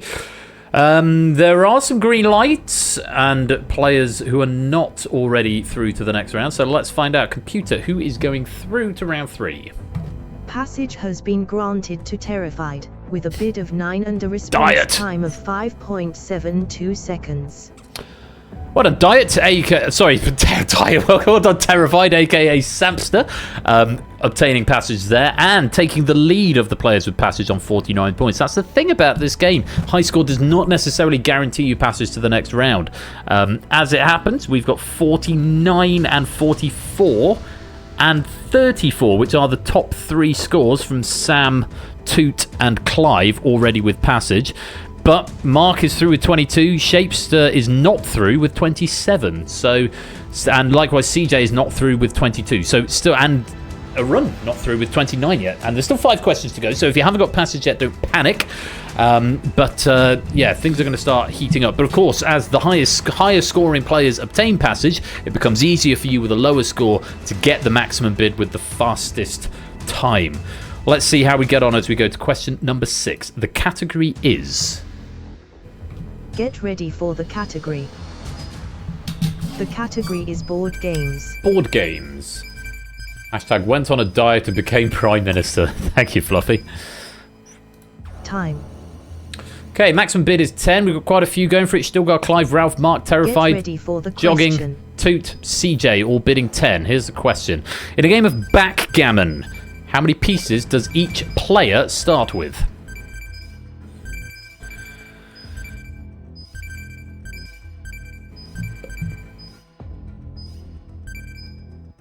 Time. That's time. I never played backgammon. I always thought I'd enjoy it. It featured in the TV show Lost, which I know I talk about at length. 15 is the answer. It's existed for over 5,000 years, or roughly 12 games of Monopoly. This is what Oni's written there. Yeah, backgammon is a faster game than Monopoly. Monopoly's a terrible game because no one follows the rules. Follow the rules of Monopoly. Stop putting money under free parking. If that's you, if you're putting money under free parking, you're ruining it for everyone. Look at me talking directly to the camera for a minute. Stop it. Read the rules. Read the rules of Monopoly. Stop playing Monopoly. Yeah, it is. I don't hate Monopoly. I quite enjoy Monopoly. I enjoy it from a trivia point of view. I know Toot doesn't agree with this opinion. He thinks Monopoly should be banned from all quizzes. Can we get Dexter Steele Ben's soapbox? I am getting on myself. I've become far too cynical in the last 12 months.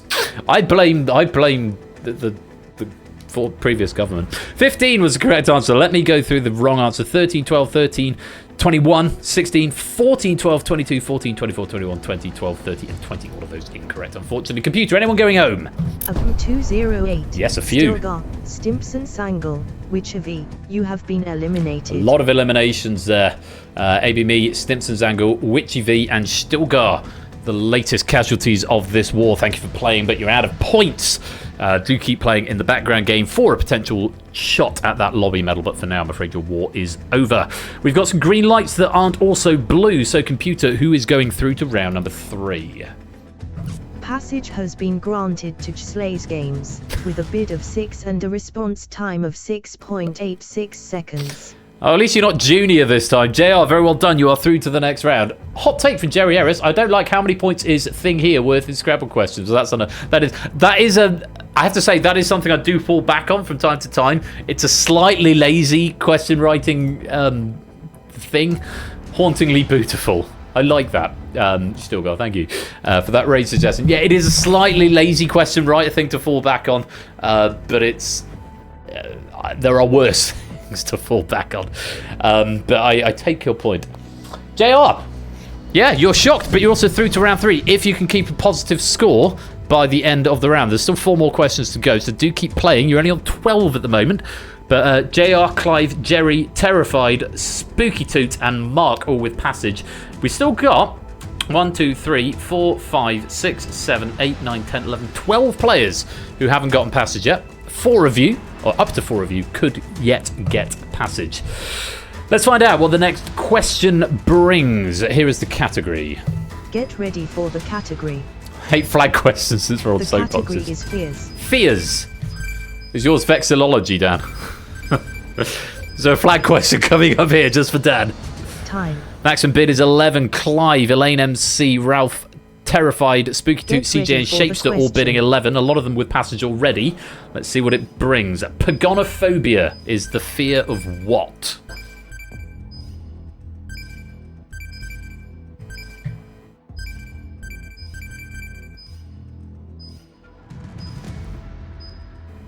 Time. And that's time. Vexillophobia, old men saying pog. Thank you, Ape. Thank you for that. It's beards is the correct answer. It was only in 2012 that Disney allowed its employees to start growing beards. That can't possibly be true. I know Margaret Thatcher famously didn't allow bearded men into her cabinet. I've got Bill Bailey to thank for that particular trivia chestnut. But 2012? That seems awfully late for a beard.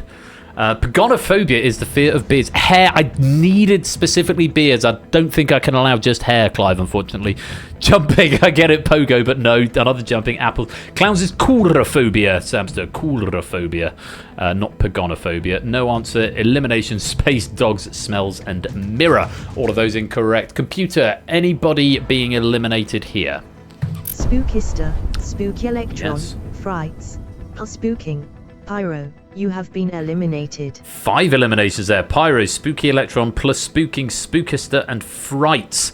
All fallen warriors in this question. Bad luck to all of you. Your war is over. Do keep playing along for the lobby medal and possibly bonus pennies at the end. We have got some green with blue. Sorry, and we've got some green without blue is probably what I should have said. So, who is going through? It could be Shapes, it could be Cola, it could be a Run, it could be Flyboy. Let's find out. Computer, who is going through to round 3? Passage has been granted to Elaine X. Smith, with a bid of 11 and a response time of 2.28 seconds. Well done, a Run, aka Elaine C. Smith. Very fast answer there. You were the first player to answer, 2.2 seconds. And with the maximum bid of 11 as well. Very well played. So, how many questions have we got left? 3 questions left in this round. We've got 1, 2, 3, 4, 5, 6 players have not yet gotten passage. CJ down on a single point. Could still get passage. We've got Topper on 7. Could still get passage. Ralph on 12.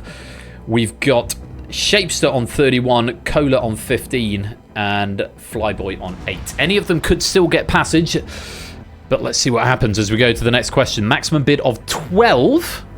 Take a look at the category. Get ready for the category.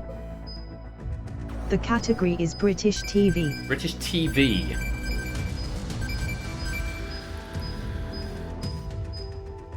Time.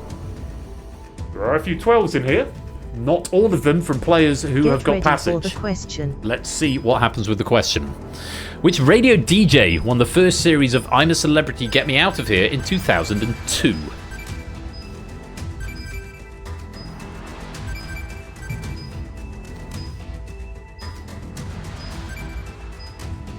Time.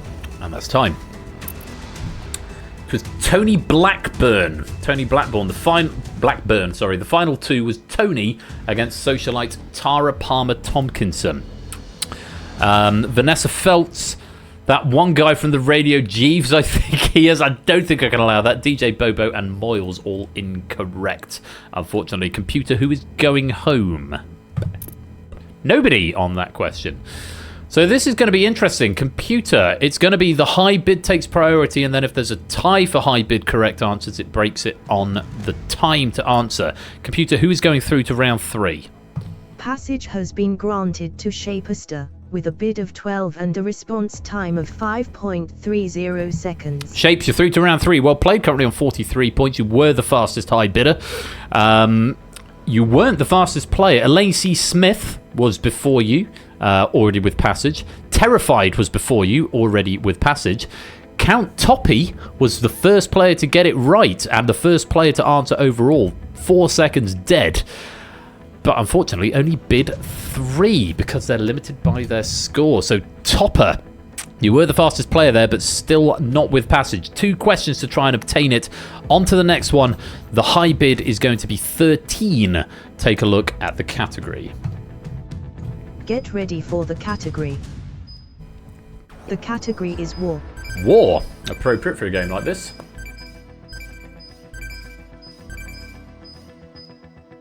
Time.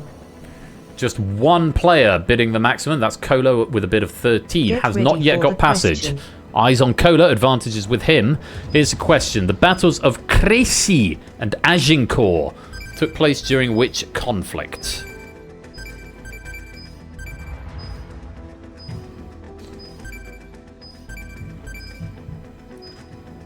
Time. It's the 100 Years' War, which of course lasted 116 years because the French and English are just like that. These 2 battles were major wins for the English, who were at the point of dominating the French until the siege of Orleans came, when they got their asses kicked by a 17-year-old girl. You heard it here first. Wrong answers, no answer from JR, World War I from Topper, Spy vs Spy, English Civil War and War of the Roses, all incorrect. Computer, anybody going home?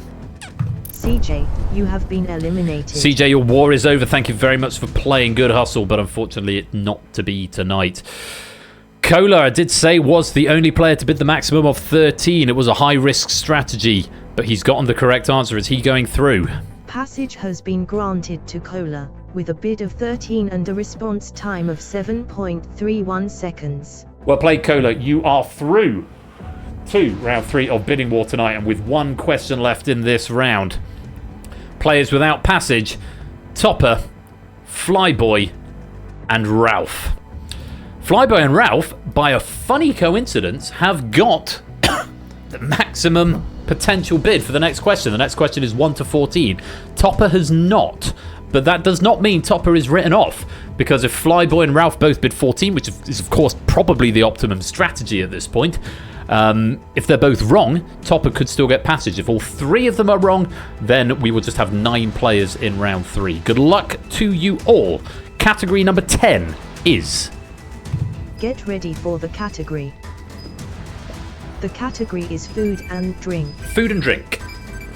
We're expecting Flyboy and Ralph to bid 14 and Top to bid 6. Everyone else who's already through will make their own choices. A few 14s in here, including some of the passage players. Ralph and Flyboy are both amongst them, and Topper has indeed bid 6. Here is the question on food and drink. What is the meat commonly used in the Vietnamese dish of pho? Apologies for that diacritic not showing like it should.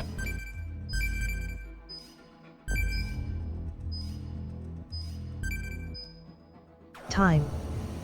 And that's time. It's beef. I'll be sure it's pronounced pho, and I wish I'd read the notes before the question. There's a 1,000,001 jokes about Vietnamese food being fucking good, etc. Whilst you technically can put whatever you like in pho, the soup traditionally uses any variety of beef and very occasionally chicken. Thank you, Shapes, for the correct pronunciation. Yeah, the diacritic didn't show, and I didn't read my notes ahead of time. The answer is beef. Computer, who is going home before the reveal of the answers? Counter P, FLYB0Y1, you have been eliminated. Topper and Flyboy, you were 2 of our 3 potential players to go through, and unfortunately it is not to be. Thank you for playing, but your war is over. Ralph was the only other player who did not have passage. If he was wrong, he still wouldn't be getting passage, but it looks like he's right. So Ralph, you may be making up our 10th player. Let's find out, computer, who's through to round 3. Passage has been granted to Ralph, with a bid of 14 and a response time of 3.90 seconds. Well played, Ralph. You make the final cut into round 3, and at the end of that round, we have got exactly 10 warriors. Very well pitched there, Odie. We're left with exactly 10 players. No default eliminations. Players have eliminated themselves over the course of the round. And we are left with Cola on 42. End of round 2. I'll press the button and end the round formally. We're left with Cola on 42. JR Slays Games on 6, Shapester on 60, Clive on 26, Jerry on 1, Terrified on 64, Spooky 2 on 99, Elaine C. Smith on 50, Ralph on 28, and Mark on 39. Of course, the background game is still going on. That lobby medal is still available, but for these 10 warriors, it starts to heat up from here. You've all got onto round 3, and with a lobby of 31, that is no mean feat. So very well done to all of you. But it only gets harder from here as we go to round number 3. Round 3. Survival of the fittest. In Survival of the Fittest, you will face up to 8 questions. Gameplay is the same as round 1, but the bid range is now unlimited with a default minimum bid of 5. If you have fewer than 5 points, which I know a couple of players do, your bid will default to your total points. So it's now basically Final Jeopardy rules, but with a minimum bid of 5. The end of each question, as per the last round, the player or players with the lowest score will be eliminated, whereas in the last round it was at the end of each question, one player gets passage. In this round, at the end of each question, one player will be eliminated. One at a time until we have 2 players remaining who will go on to the final. In the event multiple eliminations on a single question results in fewer than 2 players remaining, a player or players with the highest total correct count will be brought back for the final. That is a metric I think I want to change by recommendation of someone the last time we played this game, but I haven't gotten around to yet. But for now, that is how it works. The players with the highest total correct count will be brought back for the final. I think someone suggested it should be your highest overall, your highest potential score, because that's what shows on the leaderboard. But you're going to lose 1 player after each question, at least 1 player after each question. We may lose more than 1, and if that happens, we won't have the full gamut of 8 questions in this round, which we have seen quite a few times before. But let's see what happens as we go to round 3, Survival of the Fittest. Jerryris, you are in peril.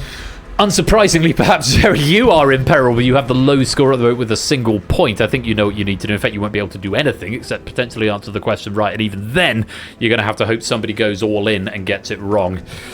Stranger things have happened in this game, but let's find out what happens as we go to our first category of round 3. The category is... Get ready for the category. You could be dead and buried already, Jerry. The category is radio. So yes, could be worse. Radio is the category. Everyone else bearing in mind, Jerry only has a single point to work with. Time. Bid accordingly. Shapes has bid 59. Elaine C. Smith Get 47. ready for Terrified the 30. question. Spooky 2 25. Let's see what the question brings. Emperor Roscoe was a popular American DJ in the 1960s on which pirate radio station?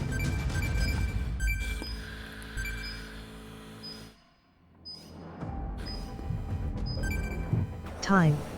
And that's time. It's Radio Caroline. Goodbye, says JR Plays Games. Did you go all in? JR did go all in. You didn't have to. You knew Jerry only had 1. You could have survived for another question. It may have been delaying the inevitable, possibly, but it does mean we're not going to be able to see all the questions because you have indeed gone all in on that one, JR. Jerry also getting the wrong answer. WHIC and Ralph going for Radio Luxembourg, all incorrect. It was Radio Caroline. The 2009 comedy drama film The Boat That Rocked is heavily inspired from the story of Radio Caroline, with Philip Seymour Hoffman playing the Roscoe-esque character The Count. But no, because you could have been... Oh, yeah, I suppose, because your min bid is 5. So if you got it wrong, down to 1. And Jerry got it right, you'd have been eliminated. But hey, Jerry didn't get it right. But academic at this point, unfortunately... Well, the computer's about to say, computer, whose war is over? It is indeed Jerry and JR, both on 0. Thank you for playing, but your war is over. With a score of 0, Slays Games, Jerryris, you have been eliminated. And then there were 8. Ralph, you are in peril. Speaking of 8, Ralph is in peril on a score of 8. So Ralph, it doesn't look good, I'm not going to lie. Your next closest rival is Mark, immediately on your left, who's got 48. You're going to have to hope he goes all in, or possibly Clive on 49 goes all in and gets it wrong. Cola on 54, but 8 is not a good position to be. Like I said, stranger things have happened, but you know your soundest tactic here, and you've got to hope everyone else is going to be playing crazy to try and build up their score. Because remember, everyone else, it's in your interest to build up your score because you've still got to survive with the high points at the end. But is this the question to do it when you can play conservatively and get at least one more question? The decision will be yours. Good luck. Here is the category. Get ready for the category. The category is Africa. Hang on. Time. There it is. Get ready for the question. Africa is a category. Abidjan is the most populous French-speaking city in Africa. In which country is it? Elaine C. Smith bidding 80, Spooky 2 bidding 75, Shapes are bidding 40, Terrified 26, Cola 14, Clive 10, Ralph 8, Mark 5. Time.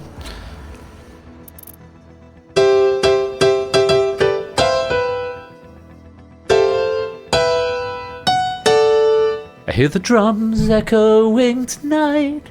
She hears only whispers of some quiet conversation. Ah, fuck. What is that chord? B minor.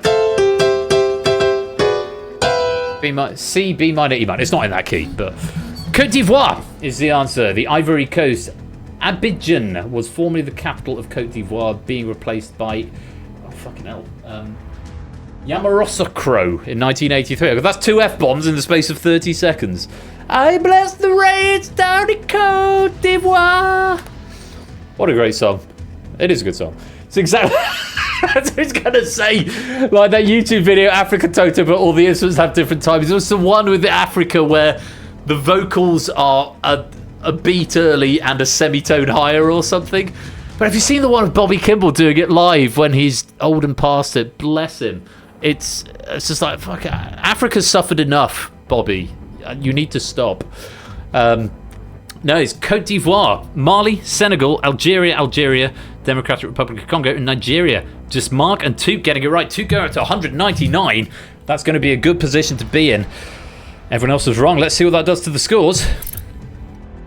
Ralph, you were right, you were doomed, but a run has made this much more difficult for himself than he needed to. Drops to 17, but it doesn't change the metrics of this question. Ralph, thank you very much for playing, but I'm afraid your war is over. With a score of 0, Ralph, you have been eliminated. Elaine X. Smith, you are in peril. A run. That was a bit of a gambit that you took there. Hasn't paid off. You wagered 80 on that last question. Minimum was 5. You're down to 17 points. And you are in peril. Behind Clive on 39 and Mark on 53. Behind Clive on 39, Cola on 40 and Mark on 53. Can you survive this question? Let's find out as we take a look at the category, which is... Get ready for the category. The category is the human body. The human body.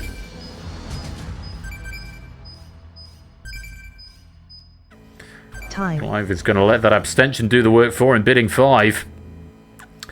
Get ready for Does the look like the question. answer came in right on the button there, Clive, so we'll see what happens. The question is, what is the name of the vertical groove above your lip? This one. Human body, I have one of those! Phonetic plausibility, I will allow. There's 2 players who I will allow it for.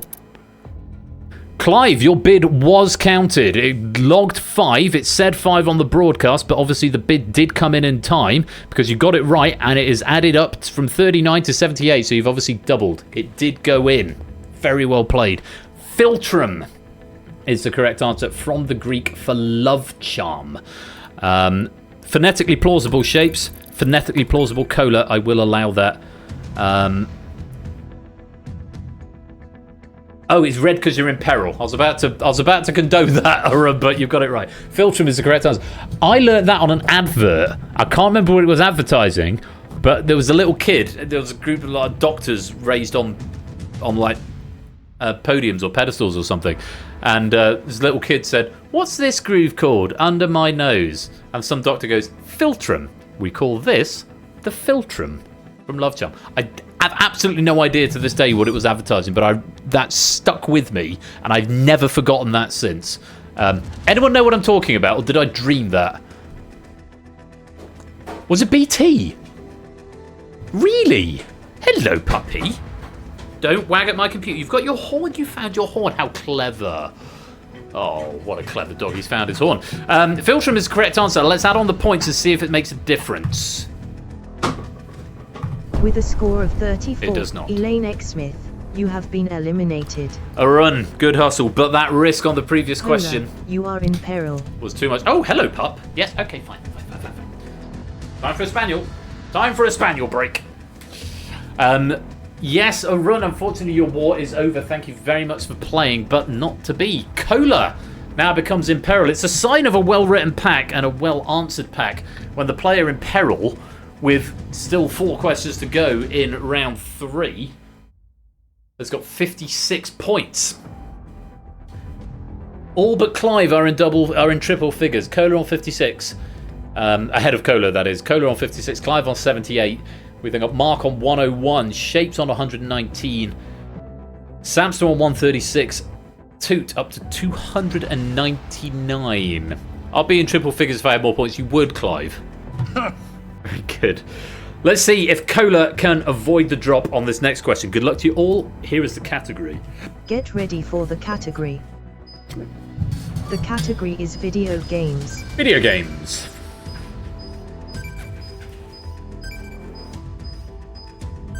Time. 2 going for 200. Sam for 136. All in for Sam. Get ready for Clive the 78. question. Cola 26. Marcus Shapes both for 5.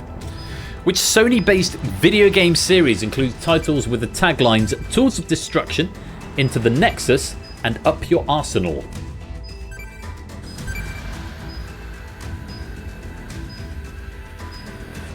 Time. Ratchet and Clank was the right answer. Shapes has gone for Doom, while Toot's score continues to tick up to 499. Very good.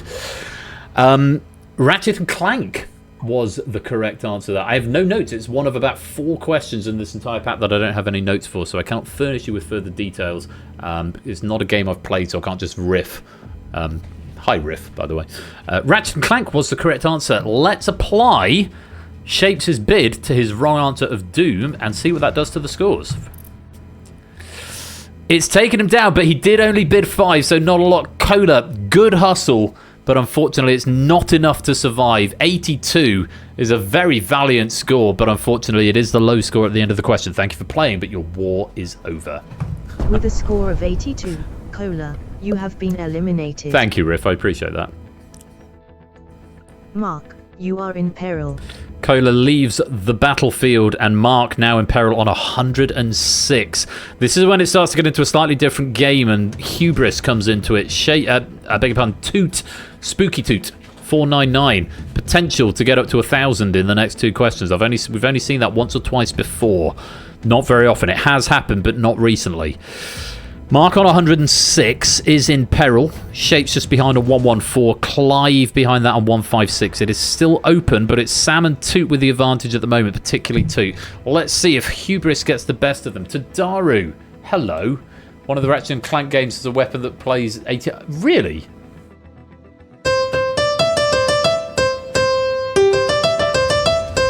That's the 1812 overture for anyone who didn't know it. That is Tchaikovsky. Jack Wilfred as well. Welcome to the stream, my dude.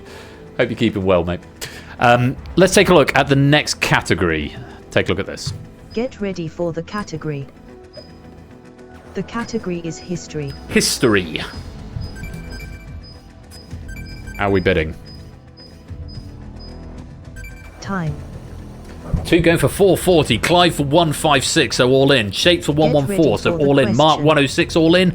Terrified 72 would take him back to 200 if wrong. What was the name of the general regarded as a national hero for his role in the unification of the Republic of Italy?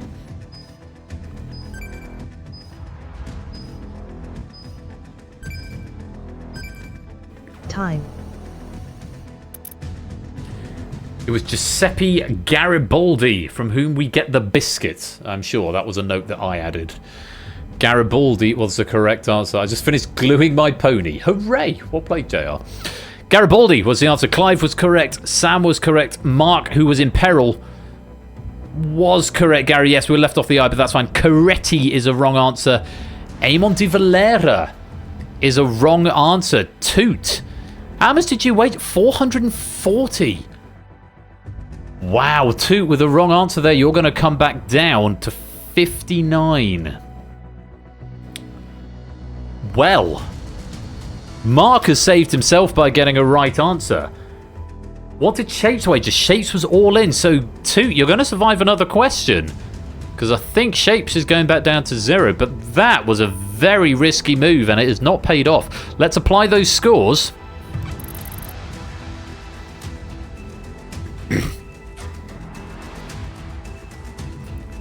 Oh my god, we're going to be here all day. It's supposed to take off the hundreds first. I think that function might not quite be working as expected. Wow. Toot, what a fall. From 499 down to 59.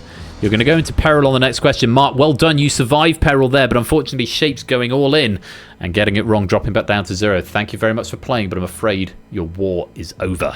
With a score of 0, Shapester, you have been eliminated.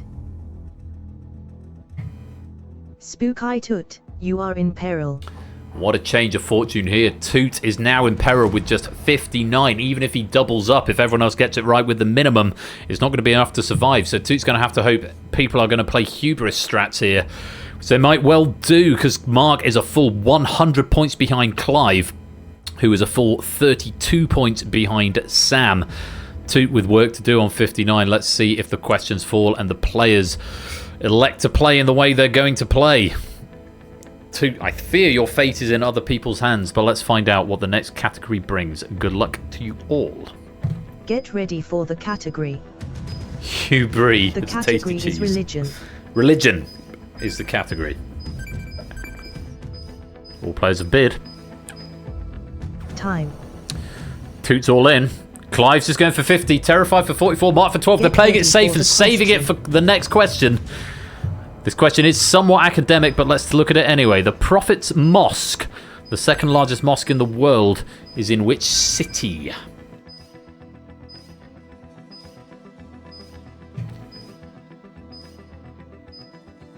Time. It's in Al-Madinah Al-Munawwara, which is the full technical name, but you may know it better as Medina. Toot, the only player to get the answer. Yeah, Medina is the correct answer, not Mecca, unfortunately, Mark. When proofing this, I found out that the full technical name is Al-Madinah Al-Munawwara, but Medina was included on the citations. But I put that as the full answer because I'm a pretentious wanker. So that's why it says that. But yes, Medina was accepted. Baghdad, Mecca, both incorrect. So terrified Clive and Mark, you're going to lose your wagers. Toot has doubled up with the correct answer of Medina. The largest mosque, for what it's worth, is in Masjid Al-Haram in Mecca. That's the largest mosque, but we were looking for the second largest mosque in the world. The Prophet's Mosque, not the largest, unfortunately, for Clive and Mark. Let's remove those points and see what it does to the scores. Oh, don't want to look for this final question. Not clipping that out of context. What? Because I'm a pretentious wanker. What a shame. For me. But yeah, please do that. I'll put it on my socials that don't exist to promote the channel. By the way, tell people about the channel. Bring your like-minded quiz friends to come and join us for game night. Yes. Shame. I'm rewatching Game of Thrones at the moment. I watched that episode last week sometime. It's all good. 2. That big gamble on the previous question did not pay off. You are not going to be in domination this week. Thank you very much for playing, but with the score of 118. 118 got your number. I'm afraid your war is over. With a score of 118, Spooky Toot, you have been eliminated. Quizzy done! Oh, thank you for Mark, the raid. You are in peril. Too many lapels. Far too many lapels. None here. We've got the Evolution t-shirt on tonight. No lapels, just tails.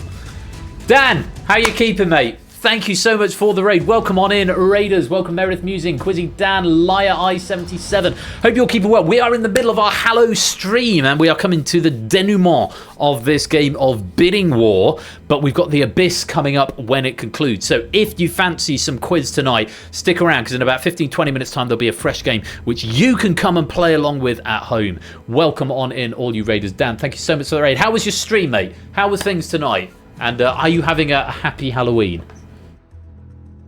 Hashtag no lapels, just tails. Of course. Oh, it's very much appreciated, Dan. Very much appreciated. How were things over in you? Were you crosswording tonight? Crosswording, or were you other thingsing? Denouement comes after the climb. Does it? I thought the denouement was just like the end of something. The denouement of this game. We're coming to the denouement. We're coming to the climax of this game. I'll go with that. I suppose we're coming towards the denouement as well. Anyway, Dan, I hope your stream was good. Welcome on in, Raiders. Thank you very much, Dan, for bringing you guys over here. You wore a cape. Makes sense. Halloween or Hallowstream. Makes sense. So, coming into the final question, because we are going to forego the 8th question of this round because we had a double elimination at one point. Mark on 200, Clive on 262, Sam has advantage, aka Terrified, on 300. Only 2 of you can get to the final, so I'm not going to try and advise on strategy for this one. Because Mark can, of course, double his points. Double up to 400. If he doubles up to 400 and Sam and Clive play the minimum, then it's going to be Clive who gets the chop, if Mark is correct. So it's going to come down to the category.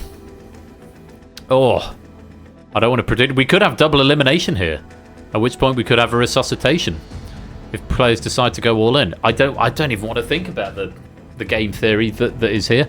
So I'm not going to offer any commentary. What a game. 200, 262 and 300 with one question to go. Good luck to all 3 of you. Get your bids ready, because the category is... If it's a triple elimination, we'll bring back 2 players. Hashtag V. I hope. I think I've programmed that. We'll find out.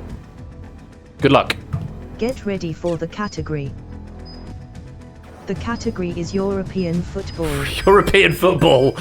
Sam, that's fallen in your wheelhouse. Oh, certainly compared to Clive and Mark, our friends from the States. Time. Terrified has gone 101. Clive and Mark have gone for the minimum. Get ready for the question. So, Sam, you're the only one in danger here. If you're wrong, who won the 2023-24 season of the Italian Serie A Men's Football League?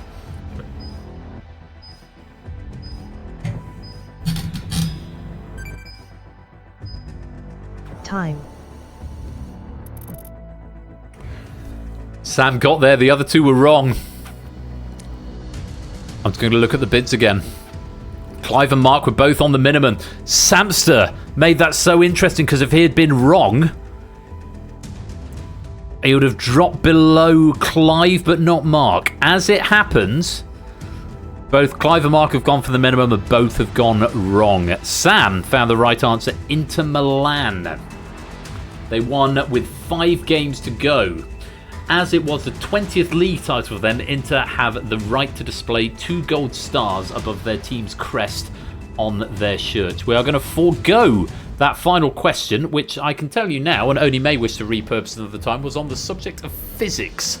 I'm not going to tell you the question in case Oni wants to use it elsewhere in the game night, quiz night, oeuvre, or the gamut of other quiz games that we have in this community. But just the one question lost from this pack tonight, pending what happens in the final. Oh, Sam, well played. Inter Milan was the right answer. Inter was a condonable answer. Let's apply those scores to Clive and Mark and see at the end of 7 questions in round 3. Mark, you are still in peril. You have the low score, but a valiant effort with 195 points. Oh, I'm bleeding. I think something has gone wrong with the side of my head.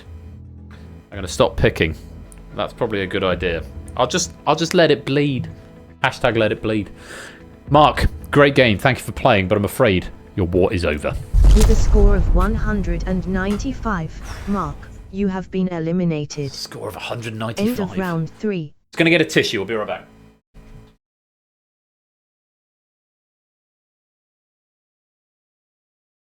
Or a piece of kitchen roll, because that saves me opening an extra door. Imagine being eliminated with 195, my god. Making yourself bleed for streaming, yeah, I know. Bleeding for kudos, I think is what's going on there. No, I think I've just picked a scab or something. Must have banged me head on something. Well,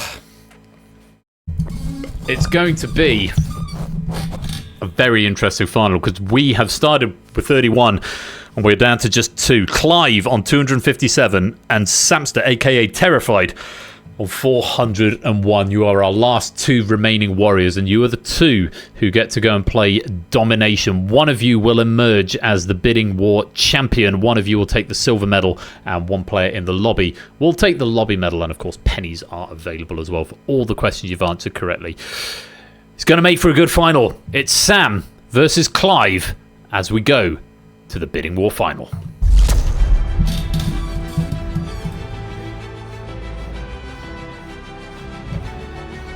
How have I drunk a whole bottle of wine? Well, Sam versus Clive. Can I just say, I've always wanted to see this. Sam versus Clive. If you're playing along in the lobby game, make sure you've got your devices ready. If you are just sitting back and observing, this is going to be a good one. Why? Why what? Why have I always wanted to see this? I don't know. It's possibly because you are 2 of the longest serving members of the community. I don't know if I've ever seen you in a 1-to-1. You've both been around since forever. And that's why I've always wanted to see it, possibly. Royal ships, Sam and Clive confirmed. Yes, that's exactly what that's the only thing that you could possibly have inferred from that, Clive. You old. No, you 2 have just been here since like day 1. And I don't know if I've ever seen you in a 1-on-1. No, Arun. You're about... No. Clive is better than me because he is a member of the 1% Club. That's true. But he's also a member of the -200 Club, which is a club he joined last week. I know, on last Saturday on Distinction, joined the -200 Club. So, you know, some clubs are good to be a part of. Others, well... get kudos for them, but anyway, it's going to be a very interesting final, and I'm very much looking forward to seeing how it plays out. Here's the rules. Round 4. Domination. It's Domination. I can bend to us. I feel the same. Good. Yeah, I'm glad I'm not the only one. Okay. Here are the rules. The array shows 15 lit circles. The player who was ahead at the conclusion of round 3 has 8. The runner-up has 7. Sam, you're in the lead. You've got 8. Clive, you're the runner-up. You've got 7. You're going to face up to 10 questions. Gameplay is identical to round 1. Bid range is 1 to 3 with a default of 1. Answer the question correctly. The array will swing in your favour. Answer it incorrectly and it will swing in your opponent's favour. Both players' bids are factored into the swing, meaning the maximum swing per question is 6. So, for example, if you both bid 3 and one of you is right and one of you is wrong, it factors in both bids, and that's a swing of 6 in favour of the player who was right. First player to swing the array entirely to their colour wins the game. If no winner has emerged by the conclusion of the final question, the player with the most lit circles wins. Give me a mo to send a message.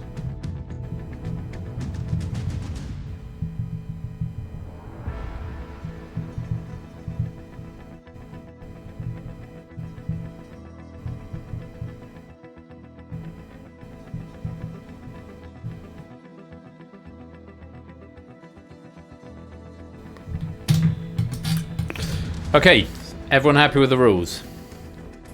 Can't let them know that Americans are stupid.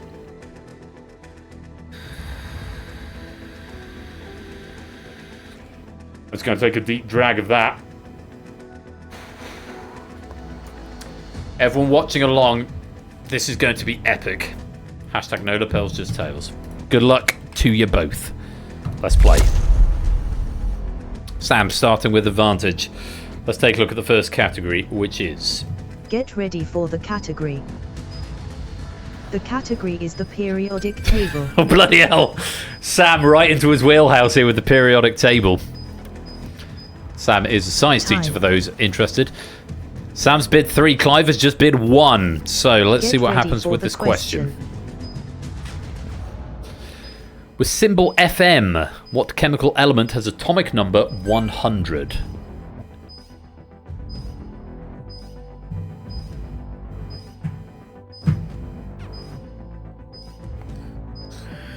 Time. Fermium is the correct answer. First discovered in 1953 following the examination of the debris of the first hydrogen bomb explosion a year prior. Both players were correct, but Sam on the aggressive bidding 3, Clive just bidding the 1. That is going to be a swing of 2 in Sam's favour. Furium.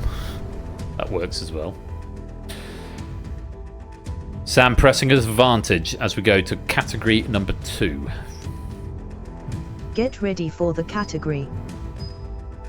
The category is literature. Literature. Both bids are in. Time. Different spread this time. Sam bidding 2, Clive bidding Get ready 3. for the question. Clive slightly more aggressive. Let's take a look. Written in 1983, what was the first book in Terry Pratchett's Discworld series? Clive is first to answer. Sam is right behind.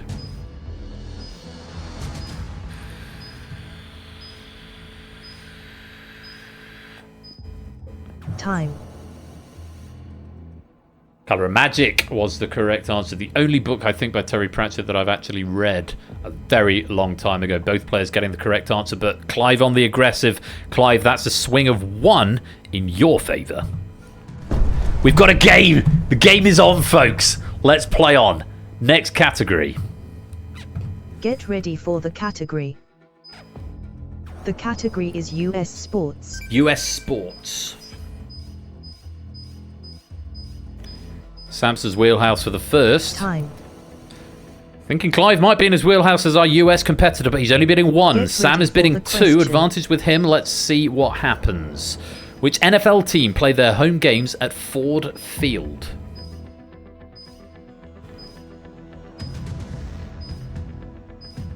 Need an answer. Sam's in. Clive's in. Time. It's the Detroit Lions. Opened in 2002, the stadium's name will likely never change, as the Detroit-based Ford Motor Company have owned a controlled interest in the team since the 60s. Sam going Atlanta Falcons, Clive going Chicago Bulls. Both incorrect, but Sam with the higher bid, starting with the advantage on the aggressive. It has cost him here, and that is going to be a swing of 1 in Clive's favour. We're right back to where we started. Sam still with an 8-7 advantage. 3 questions deep. Let's go to the next. Bulls isn't even an NFL team. Well, that's fine. Welcome, Manic Volcanic. They're only easy if you know the answer. It's the name of the game. And I'm sure they will be at some point, as Clive is saying. 3 questions deep. 7 to go. Here is the next category. Get ready for the category. The category is flags. Here you go, Dan. Question just for you. By force, possibly. Time. Sam bidding 3, Clive bidding 1. Get Sam ready for confident. the question. Let's see what the question brings. How many horizontal stripes are on the flag of Zimbabwe?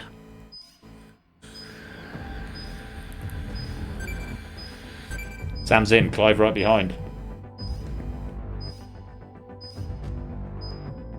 Time. And there's your time. Wow, both wrong. That was not what I expected there. The answer is 7. From the outer edges going in, 2 greens, 2 yellows, 2 reds, and then a central black. Green, red, yellow, black. 7 stripes on the flag of Zimbabwe. If anyone wants to know what it looks like. It looks like that. Green, yellow, red, black from the outside going in. Both saying 5, both incorrect. But again, Sam with the aggression there. And Clive on the defensive means it's paid off for Clive. And for the first time in this final, Clive, you've got the advantage because that is a swing of 2 in your favour. And Clive now has the advantage. 9 plays 7. Sorry, 10 plays... What? How many? 5, 6, 7, 8, 9, 10, 11, 12, 13. There really are 15 circles. 2, 3, 4, 5. I just can't add up. 11 plays 6. I'm too excited about the game to count. I thought for a minute my instructions are wrong. Are there not 15 circles? Because that's definitely hard-coded into the graphics. 18 to 25. 11-6. 11-6 to Clive. Still 6 questions to go. Far from over. 11 versus 6. 2, 3, 4, 5, 6, 7. 9 versus 6. 9 versus... Shame. Sorry. I'm too excited about the game. 11 plus 6 is 17. Thank you, JR.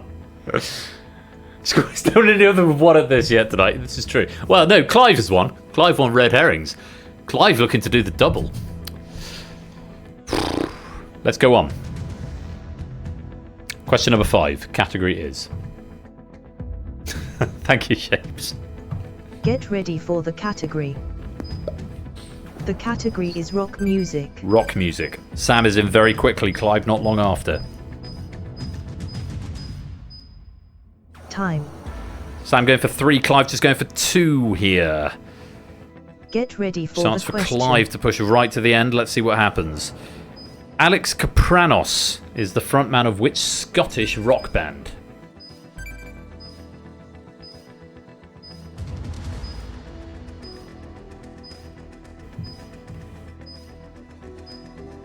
Time. Okay, time for change. Franz Ferdinand was the answer, with their first proper hit being 2004's Take Me Out. They've got a new album out next year. Note from me, I legit thought Franz Ferdinand was the name of a person until, and I've just put quite recently. I didn't want to quantify how long it was. I was labouring under the delusion that Franz Ferdinand was the name of a person rather than a band.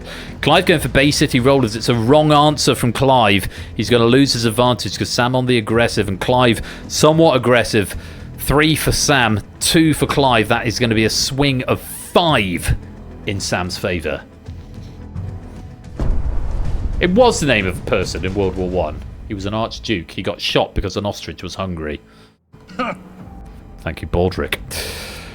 We're halfway through. 5 questions to go. Sam has the advantage. Still all to play for. The next category is... Get ready for the category. The category is JR. cars. Cars. Both players bidding.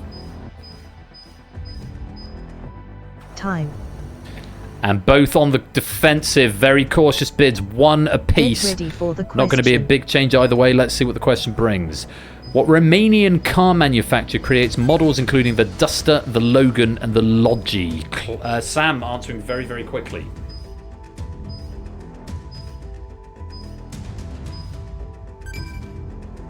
Clive late to answer. Time. How do they do? Daxia and Havit. Daxia was the correct answer. Despite it being regularly mocked on Top Gear, the Daxia Sandero was originally meant to be the car used in the star in a reasonably priced car segment, but delays to its release to the UK meant they had to get an Astra instead. Vauxhall Astra. I don't think I've ever driven a Vauxhall Astra. Daxia was the right answer, both being cautious, but Sam getting the right answer with Clive going wrong. That's going to be a swing of 2 in Sam's favour. Clive on the back foot now, just 2 pips left to light with 4 questions to go.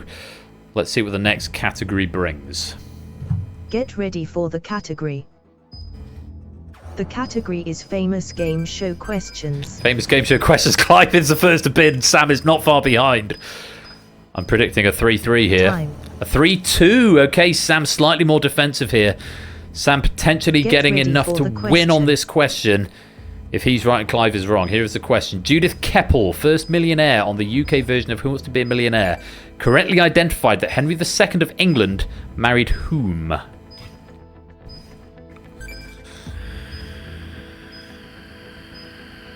Time.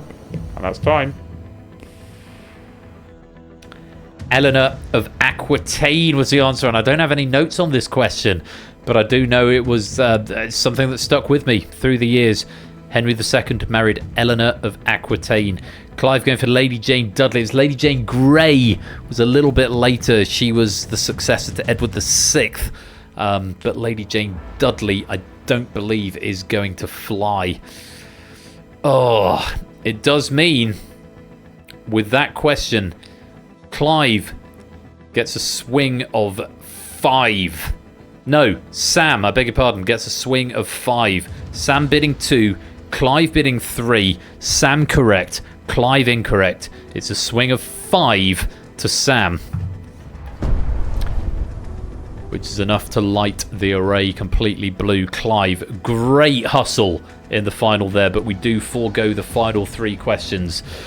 But this war has come to an end, and congratulations. Terrified, you have won the war. Congratulations to Terrified. You have won the war.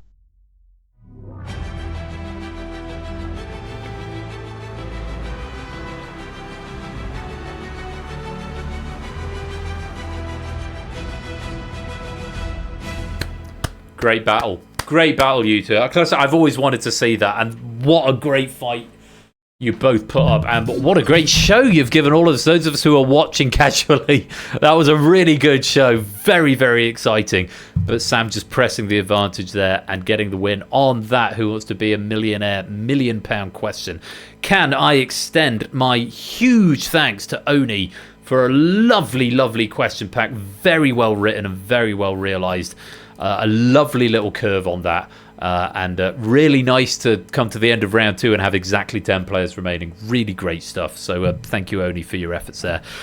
Let's take a look at our Memoriam board. Scores from the 32 players who took part.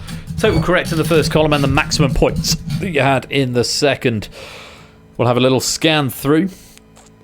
I use the scroll wheel. I might turn it onto the smooth wheel as we come to the top 10. Flyboy finishing in 10th, tied with Jerry with 12 correct and a maximum of 14 points. Opsy with 12 correct and a maximum of 17. Bit of a jump then on the maximum points as we get to the players who reach round 3. Cola, 16 correct and 82 of the max points. Ralph getting 18, a run getting 18, but a run having the highest score in the game, 97, takes 6th. Shapes, 19. Mark also 19, but Mark with the slight advantage, 212 over Shapes is 119. Toot is going to take the lobby medal with 22 correct answers out of the questions we've seen, and 499, the maximum he got to in the game. And it's Clive who takes the silver. No double for you tonight, Clive, but 2 medals in one night and still with 1 game to go. That is a good hustle indeed. 312 your max points, but our champion and bidding warrior tonight is Sam. 22 correct answers, equaling Toot on questions correct and getting a maximum of 401 points, but did get to the final. So very well done there, Sam, our bidding war champion. What a great game. It's quite nice actually having the camera on at this point, because this is a point where I waffle for a bit, and it's better having that than just having no camera, because I'm on the chair normally. Great game, and thanks again to Oni for those questions. The Hallowstream does not end there though, so if you've still got some stamina left and you fancy just a little bit more quiz, we've got the auto-running, self-running, casually nihilistic arena of the Abyss to come up with questions written by Lupine. As before, I'm going to play some adverts at this point, so if you're not subscribed, you'll see some adverts, but we won't start the next game without you. So do come back and join us for the Abyss as written by Ralph to conclude this Hallowstream on this most auspicious of evenings, the 31st of October, All Hallows Eve. Thank you all very much for playing. Thank you to Oni for the questions, and congratulations to Sam. You have won the war.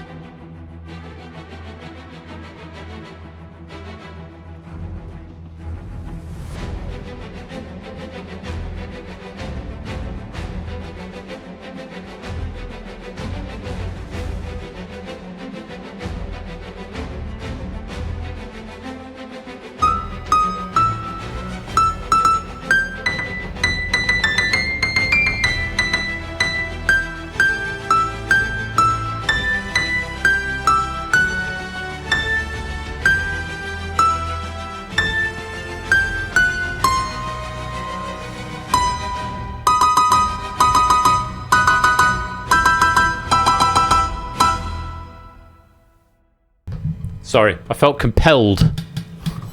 I felt compelled to add a little bit of piano to that next. I will never not love that theme tune. Congrats again to Sam, our winner of the war right there. And thanks again to Oni for a delicious question pack. But when we return after the break, we are going to be wrapping up this Hallowstream with a game of The Abyss, as written by Ralph. It's going to be really, really good fun. So go stretch your legs, grab yourself another drink. That's something I'm going to do because I am depleted on the wine front. I'm going to go and investigate what's in the bar. Stretch your legs, get a drink, go to the loo, get some snacks. And when we return, we will be playing The Abyss. Don't touch that dial. We'll be right back. Come face the mystery.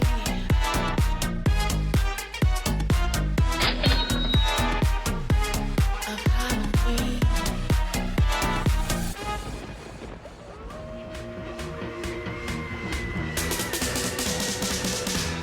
Jekyll and Hyde, oh, Jekyll and Hyde. Yeah, we're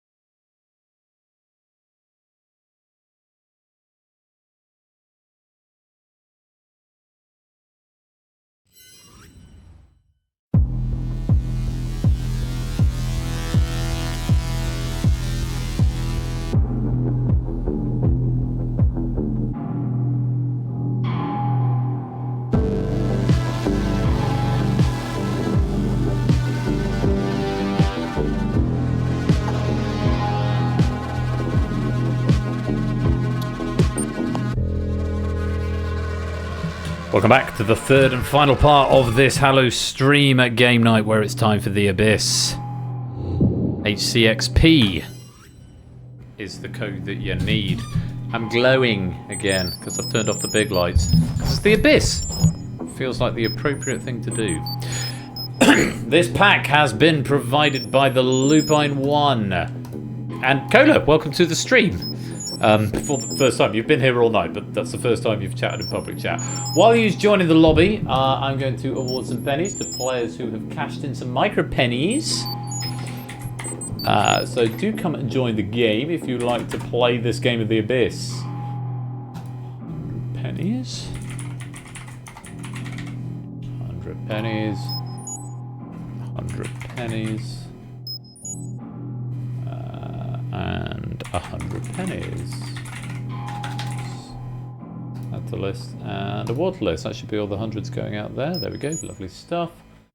Mark, Stilgar, Prugs, and JR, and then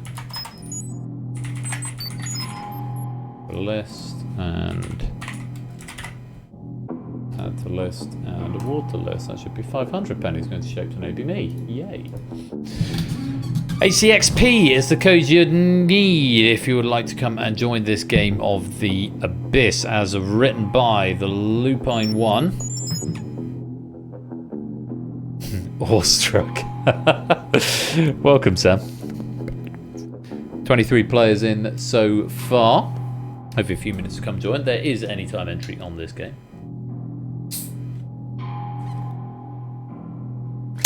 And yes, Ralph has given us a distinctly spoopy pack with one category, which is Halloween based. I didn't proof this pack, so I'm just going to have a quick glance down. I'm grateful to Lewis who did. I'm just going to have a quick glance down the categories to see if it would behoove me to give you some additional information before the game begins. Ryan Watson X, welcome on into the stream, or to the game.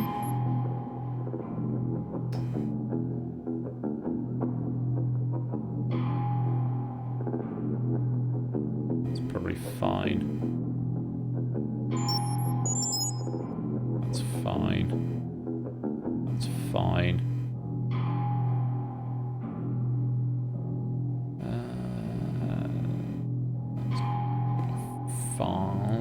That one might need a bit of an in. That's fine.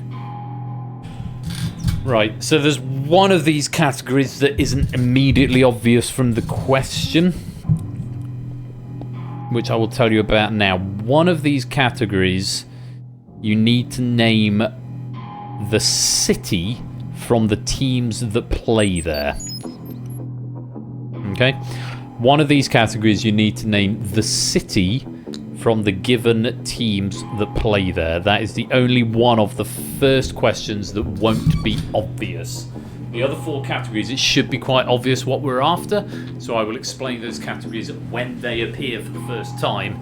That's the only one I'm going to give you foresight on. That category is called Go Teams. Okay, so when Go Teams comes up, you are looking for the US city from the teams that play there, and the specific league will be given for you. Moving over to a cider. This is a more mellow game. Of course, when I turn the lights off, I get the fuzzy green behind my shoulder. The fuzzy green noise, so it's not quite reading the green screen correctly, but that's fine.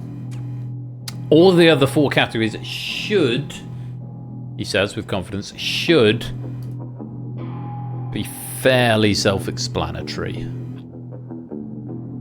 But we'll find out. 27 in so far of this game of the Abyss. Room for a few more. I'm going to give you until I have regassed my pipe and taken another swig of cider, and then the game will begin. So come and join now if you would like to come and play the Abyss. On this most auspicious of evenings. This E flat minor. It's E minor.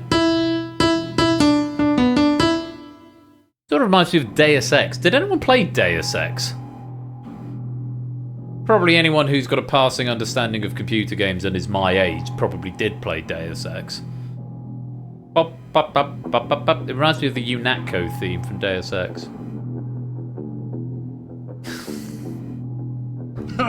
Very good, Topper. The game with Schwarzenegger on the cover. No, it's the game by... is it no, it's not BioWare. Ion Storm? What is it? Well, it was Eidos, but Eidos got brought out. I thought it was like Ion Storm. Let me have a look. I think it might have been published by Eidos. Eidos Montreal. Oh no, Eidos Montreal. Yeah, Ion Storm. Square Enix. Later became Square Enix. Great game. Would recommend, highly recommend it. Yeah. Developed by Ion Storm, published by Eidos Interactive. Yeah. Bum, bum, bum, bum, bum, bum. This theme is is not dissimilar from the UNATCO theme from that game. Check it out if you've got 2 or 3 days spare and you're into role-playing games. First-person role-playing games. It's definitely worth your time. Right. Time to play the Abyss. We can have only one survivor and sometimes not even that. Let's see how we do as we lock you in and explain the rules. Yeah. See what I mean, Simon? It's very UNATCO. For a round Enix dealers, is that right? Nice. Right, here's how to play. You're going to face 40 questions across 5 different categories. Use the crossword clues to help you because spelling will count in this game. If you spell it wrong, it will be not marked as correct. So spelling will count. So please do double check before hitting submit. After 5 questions, 9 players will be selected to join the Abyss Arena. Inside the arena, wrong answers or abstentions will cost you a life. 5 consecutive correct answers earn you an extra life up to a maximum of 3. If you exhaust your lives, you fall into the Abyss and you're out of the game and a player from the wings will replace you. But do keep answering because you could get another opportunity in the Abyss because of how the calculation for bringing players into the central arena works. 9 players inside the arena at the conclusion of question 40 go on to the final. So the objective is to get into the centre and then stay in the centre. The players in the centre after 40 questions will go through to the Abyss final. Good luck.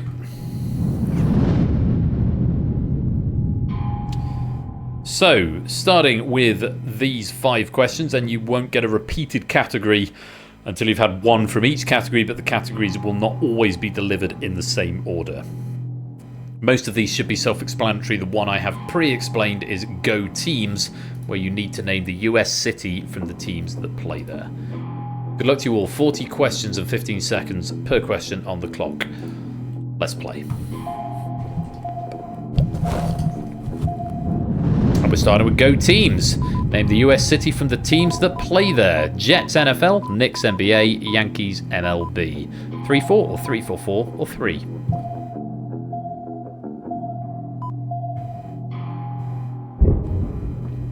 They of course all play in New York or New York City or NYC.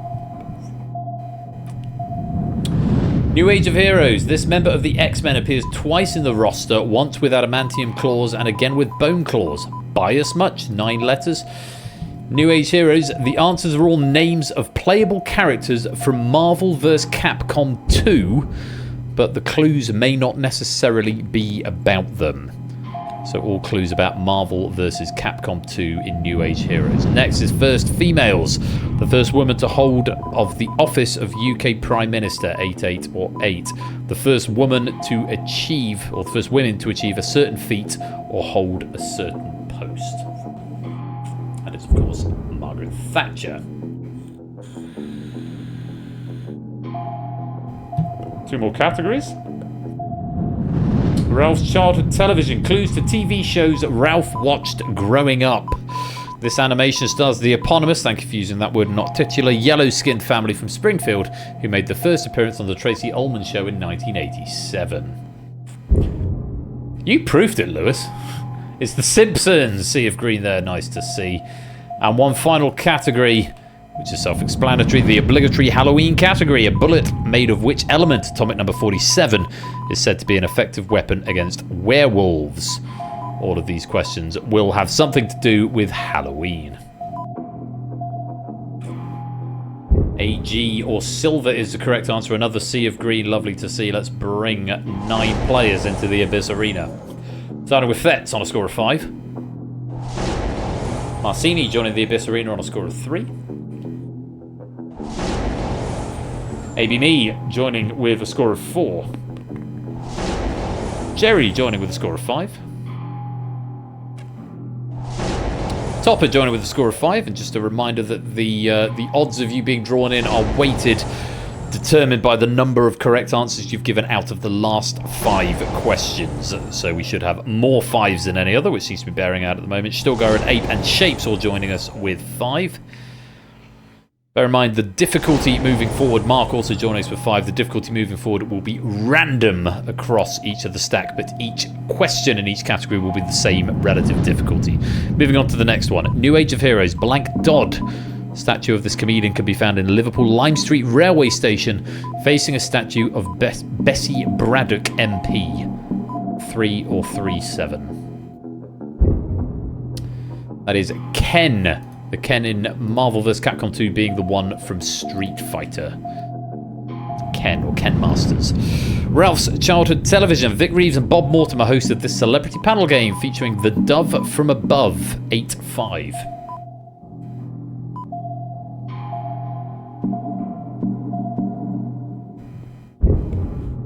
Shooting Stars was the correct answer there. A few more lives being lost. For what it's worth, these set of questions that are coming in are the hardest of the main game. The obligatory Halloween category.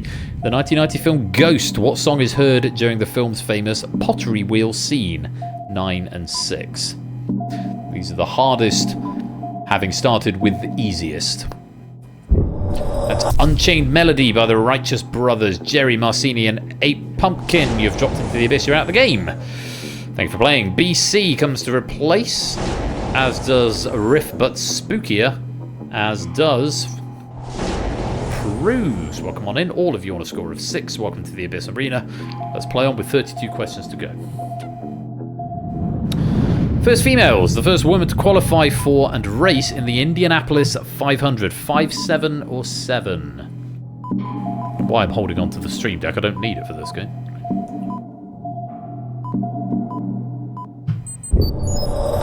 Janet Guthrie.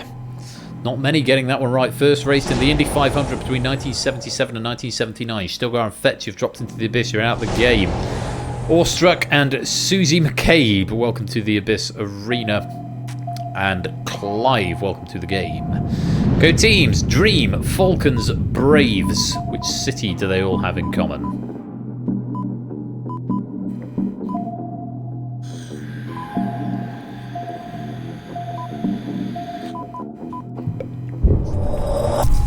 From Atlanta, Georgia. Toppy, you've dropped into the abyss. You're out of the game. Thank you for playing. CJ coming to replace on a score of 6.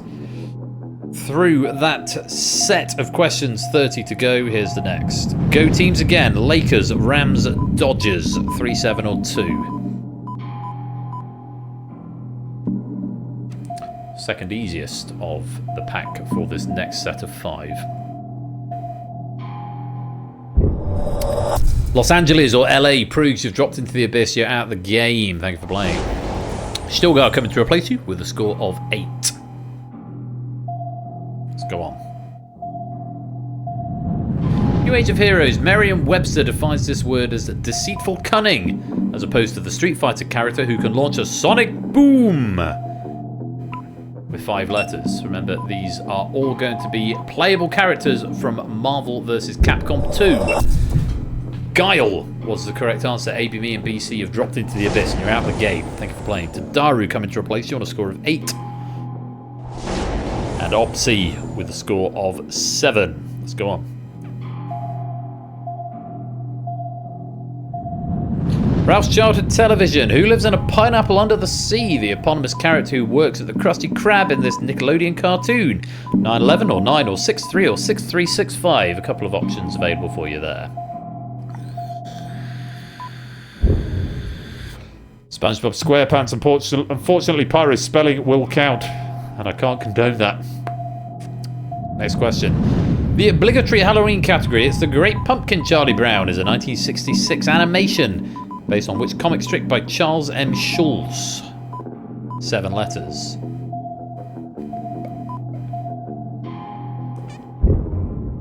Peanuts is the answer. Peanuts. 5 right in a row for shapes. You've got an extra life. You're back up to the top flight. Very well played in the magenta column right there. Let's go on. First females. First woman to be vice president of the United States of America.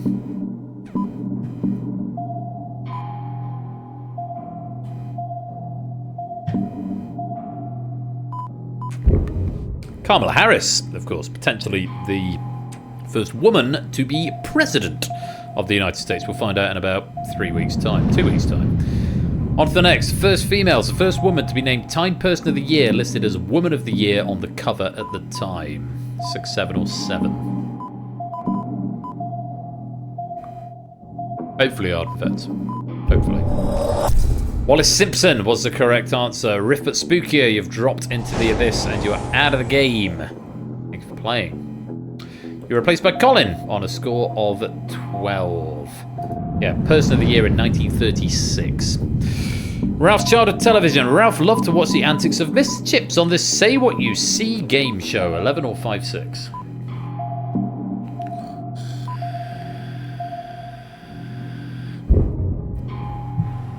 Catchphrase. Right! There's Mr. Chips. What's he up to? Obligatory Halloween category. Which survival horror video game series is known in Japan as Biohazard? 8, 4.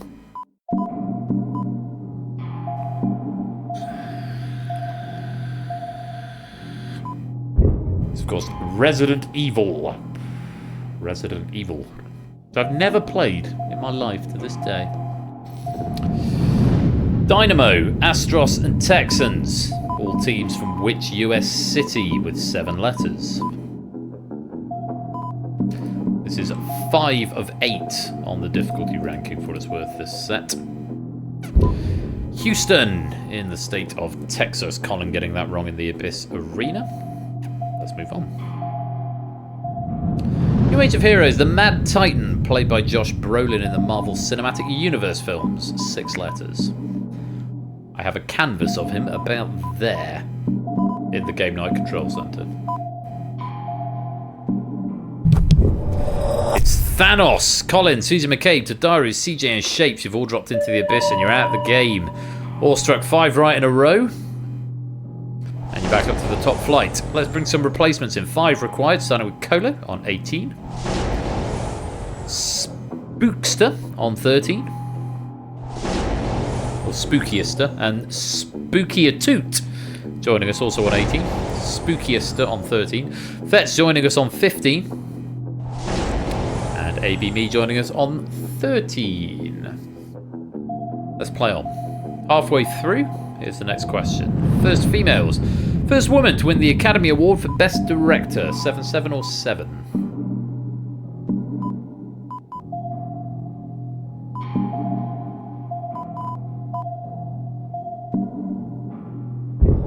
I'm never sure of the pronunciation. Catherine Bigelow or possibly Bigelow.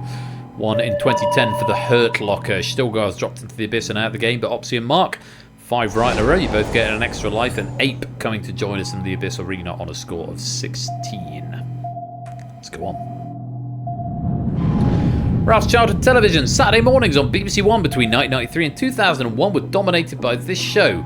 Alas, Ralph has been scarred for life by Mr. Blobby's many appearances on it. 407 or 437.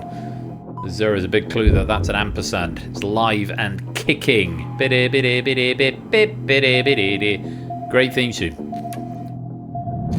Go teams! Pistons, Lions and Red Wings.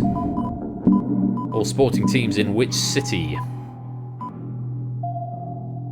Yeah, it's a bug in the in one of the algorithms that doesn't catch ampersands. Detroit is the correct answer, which is in Chicago? Someone American correct me. New Age of Heroes, nickname of Val Kilmer's character in Top Gun, 6 or 3-3. Michigan, thank you. That's the one I was thinking of. Thank you, Lupine. And thank you for these questions. Lovely so far. He's the Iceman. AB me, Spookister, Fetz, and Opsy have dropped into the abyss. You're out of the game. Thank you for playing. To be replaced by Shapes, I beg your pardon, on a score of 20. Stilgar on a score of 17. All these shapes and toots in the names are confusing me. Stilgar on 17. Jerry on 16. If I just read the console, it'll be easier.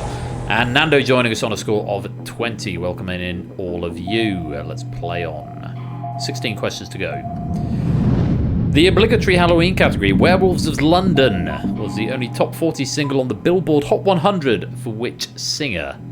6, 5, or 5?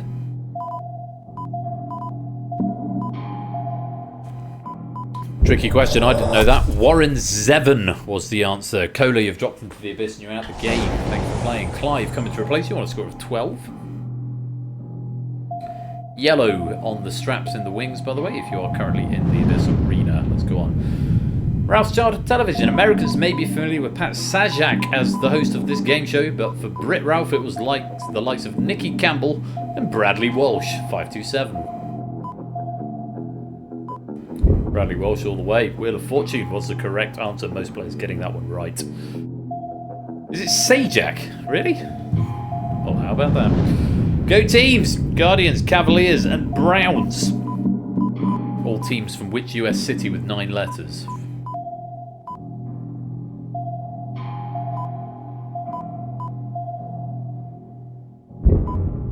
They're all from Cleveland, Ohio, I think. 5 right in a row for Awestruck, Ape, and Mark. You're all back up to the top flight. Very well played. It is Ohio. Excellent. Thank you, Jen. New Age Heroes, back to Capcom versus Marvel in chess, an opening move where a player makes a sacrifice early on in a bid to gain an advantage later.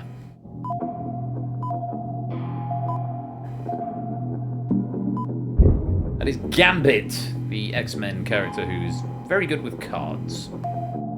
On we go.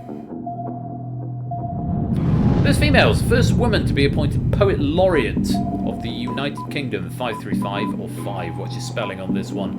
Particularly on that middle name if you're going for all 3. If it's who I'm thinking of. Yes, it is. Carol Ann Duffy, also the first Scottish Poet Laureate. Onwards. More Halloween. Time for a classic spooky story. Who was the author of the 1818 novel Frankenstein or the Modern Prometheus? 4, 7, or 7? Expecting broadly a sea of green here. Yeah, Mary Shelley was the correct answer.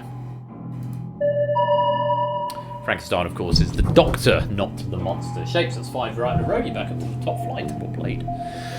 Into the final 10 questions then. A Force 10 wind on the Beaufort scale. New Age of Heroes with 5 letters.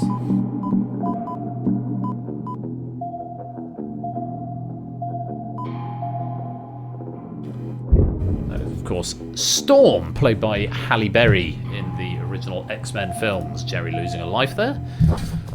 As we go on to more first females. First woman to be inducted into the Rock and Roll Hall of Fame. 6, 8, or 8. Ow.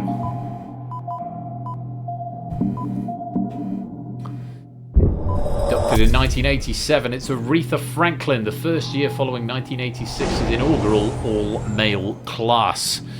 Still go, you've dropped into the abyss and you're out the game. Flyboy coming to join us.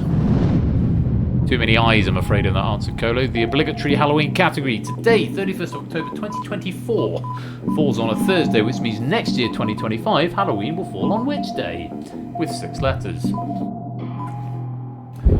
No leap year in 2025, which means it's going to be a Friday. Clive, you've dropped into the abyss and you're out the game. Thank you for playing. Colo, coming back into the abyss arena with 7 questions to go on a score of 27.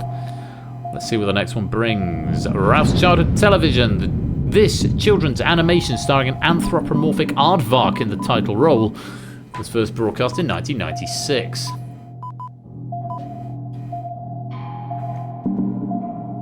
And I said, hey, hey, what a wonderful time to play. It's Arthur. Theme tune was sung by the son of Bob Marley, I think. Ape and Mark both getting 5 right in a row, back up a level, and we go on to more teams. Cubs, Blackhawks and Bears. More sports teams in which US city? Generously, he was an aardvark officially, but he was. Chicago, that one's in Illinois. All of our players in the Abyss Arena getting it right as we come to the final set of 5 questions. Ralph's childhood television. Ralph watched anime as a kid too, including this one starring Tuxedo Mask and the Sailor Scouts. 6-4.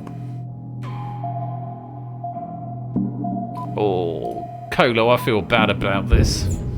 1 letter wrong. Sailor Moon was the correct answer. Jerry, that's 5 right in a row. You are back up to the middle flight. Cola and Flyboy are on the bottom, as is Nando. 4 questions left. New Age of Heroes as opposed to satellite. This method of receiving television comes from underground. 5 letters.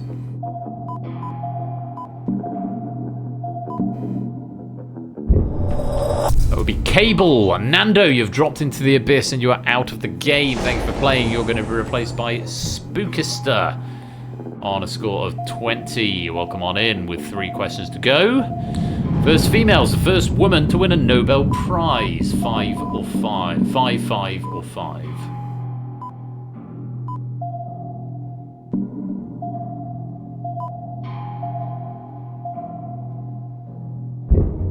Marie Curie, she and her husband Pierre were awarded the Nobel Physics Prize in 1903. Spooky a 2, 5 right in a row, back up to the top flight, and a guaranteed spot in the final along with anyone else on the top rung. Go team, Celtics, Red Sox and Bruins with 6 letters. Hello. Whoa, Flage! Thank you for the raid, dude. Welcome on in, Raiders. I'll be right with you, Flyers. We've got 1 more question to go. It's the Boston Red Sox. Welcome on in, Raiders. Lovely to have you all with us. Thank you, Flyers, for that big old raid.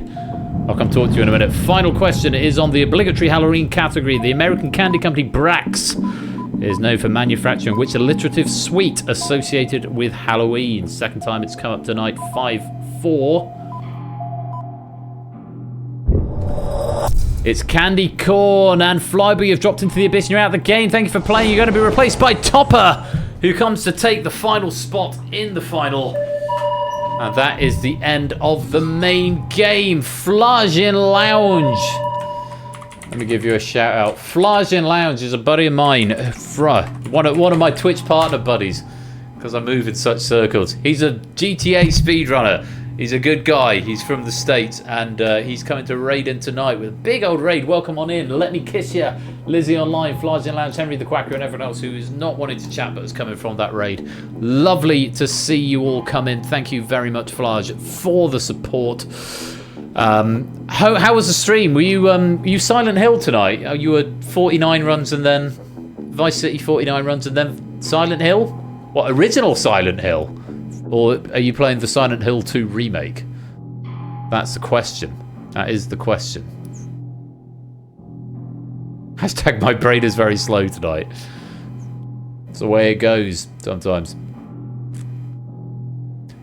Blage, you still with us? I hope it was a good stream, either way. Whatever you were doing, I hope you had a huge amount of fun. And thank you very much for OG Silent Hill. Original Silent Hill. What, on the PlayStation 1? Bloody hell. Unless they've done it. I suppose if you do everything on the PlayStation 1, you just use emulators these days, don't we?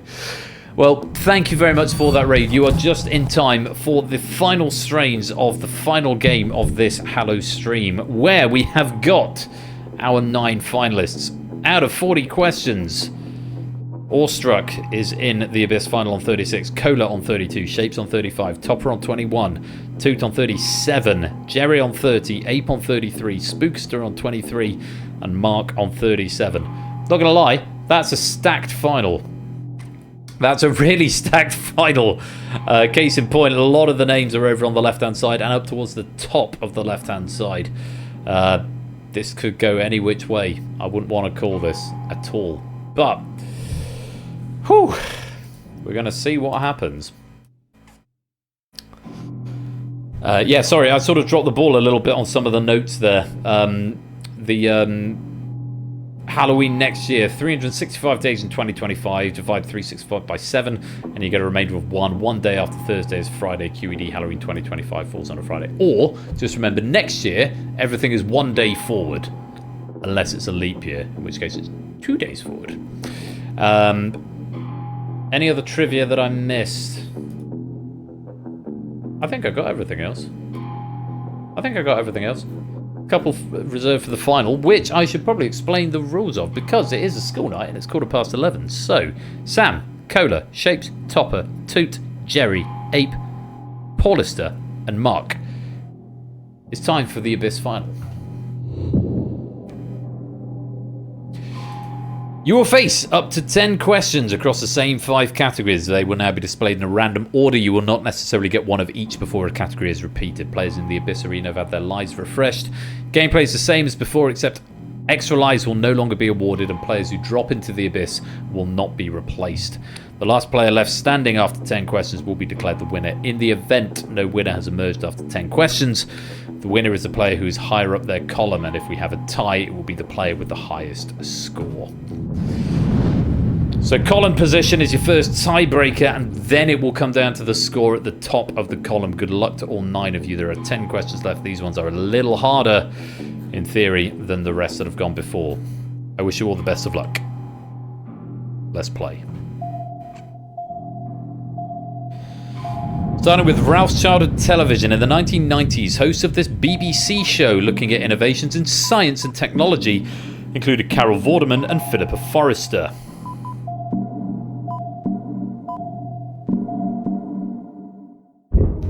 Tomorrow's World is the answer. Topper, Jerry, Ape, and Spookster losing a life. The obligatory Halloween category. In the 1992 Francis Ford Coppola film Bram Stoker's Dracula, who plays Dracula? 4, 6, or 6?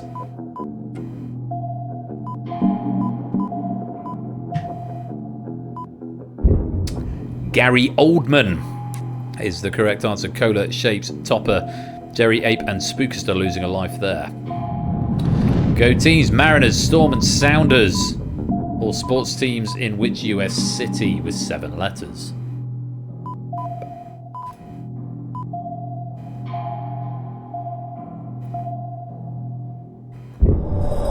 They're all Seattle-based, and Topper, you've dropped into the Abyss and you're out the game, but thank you for playing.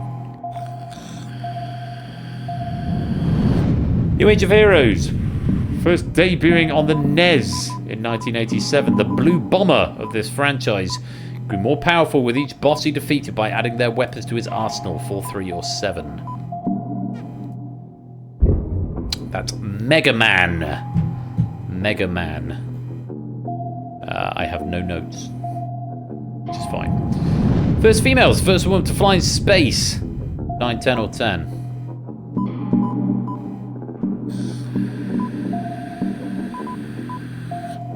What's your spelling?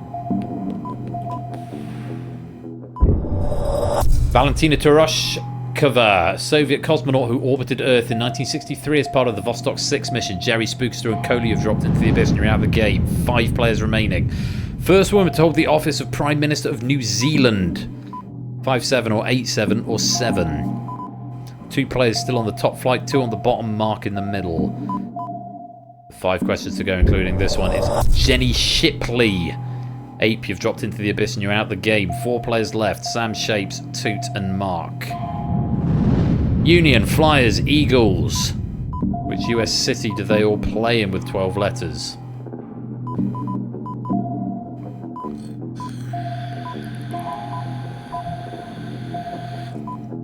I know the Philadelphia Flyers. It's the only one I knew. All 4 in the arena getting it right. Toot with the advantage on the highest rung at the moment. 3 questions left. Ralph's Childhood Television, co-created by Mike Judge and Greg Hill. This animated sitcom set in the fictional city of Arlen, Texas, offered up a slice of Texan life. 4, 2, 3, 4. King of the Hill was the correct answer. 2 questions to go. Toot still with advantage. He needs to get one wrong if he's to be usurped. The obligatory Halloween category in the 1977 Doctor Who serial Horror of Fang Rock. Who plays the Doctor? 3, 5, or 5? And Jenny Shipley served between 1997 and 1999. Tom Baker being his 4th incarnation, played by the inimitable Tom Baker, whose tenure lasted from 1974 to 1981. Final question of the night. The soft, semi-solid tissue found within bone cavities, 6 or 4, 6? New Age of Heroes.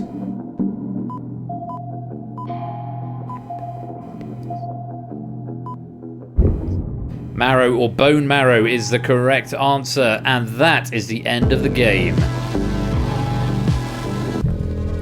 GG's all round. Marrow is a hero from Marvel vs. Capcom, apparently. It's a social, and I'm going to have to do my little tradition that I do. Give me a mo. Q-mesh. Hang on. This is a tradition now. Oop.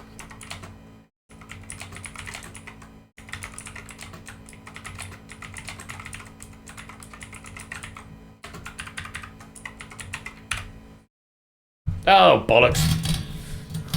That's the wrong character. There we go. Spookier Toot and also Shaped Salmon Mark have survived the abyss. Well played, all 4 of you. Toot is going to get the medal in the cabinet as the high scorer and the highest rung, but 4 of you surviving the final 10 questions. It's a pretty good indictment, but Toot getting 47 out of 50. GG. Well played. I'm going to turn the lights back on. It's very dark. There we go. Oh, lovely stuff. Well, can I extend my thanks to Lupine? It's really progress. It's much more fun to do it manually, JR. I have to say. Many thanks to Lupine for a lovely end to the night. A nice bit of a palate cleanser after the all the fury of bidding war earlier on. A nice mellow game to end on. So thank you, Ralph, for that pack, and thank you for the extra Halloween category as well. Thank you to Lewis for proofing it, and Toot, also the high scorer, out in the wings with 47 out of 50. It's a good score, just dropping on 3 of the questions there. Of course, your pennies, your points, I beg your pardon, will all convert into pennies in this game, and they'll be paid out at a rate of, you could probably tell me now, actually, it probably says on your devices, 10 pennies for every question you got. 10 pennies for every point you have, I should say. So if you're Sam and you got 45 points, you're going to end up with 450 pennies. Hooray! Happy days. I'm going to come to the cam to do the continuity and finish off and pick a raid target. Probably going to be Eric, I think, because he's doing Tomb Raider stuff and he's a friend of mine. But I'll pick a raid target, give out some pennies, and yeah, wrap the stream up from there. Lovely Hallowstream, lovely game to finish the night off. Thanks again to Ralph, and congratulations to Toot and everybody else. But principally to Toot, because you have survived the abyss.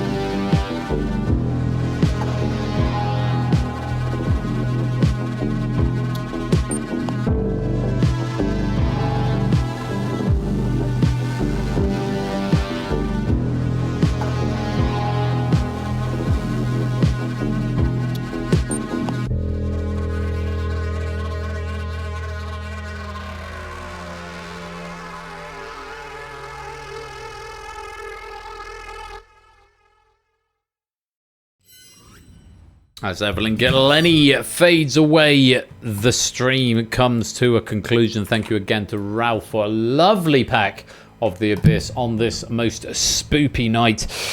People that you need to be aware of and stuff that is going on. First of all, Ash the Bash is here tomorrow with Brain Teaser and Tipping Point as a new month gets underway. Go give him a follow. 8 p.m. GMT. We're back to GMT time now. Check your clocks if your daylight savings haven't happened yet. Ash is here tomorrow. Twitch.tv/80_bash, Brain Teaser, and Tipping Point. And on Sunday, Topper is going to be back with even more quiz again at 8 p.m. GMT. And he's going to be playing on... No, he's not. No stream.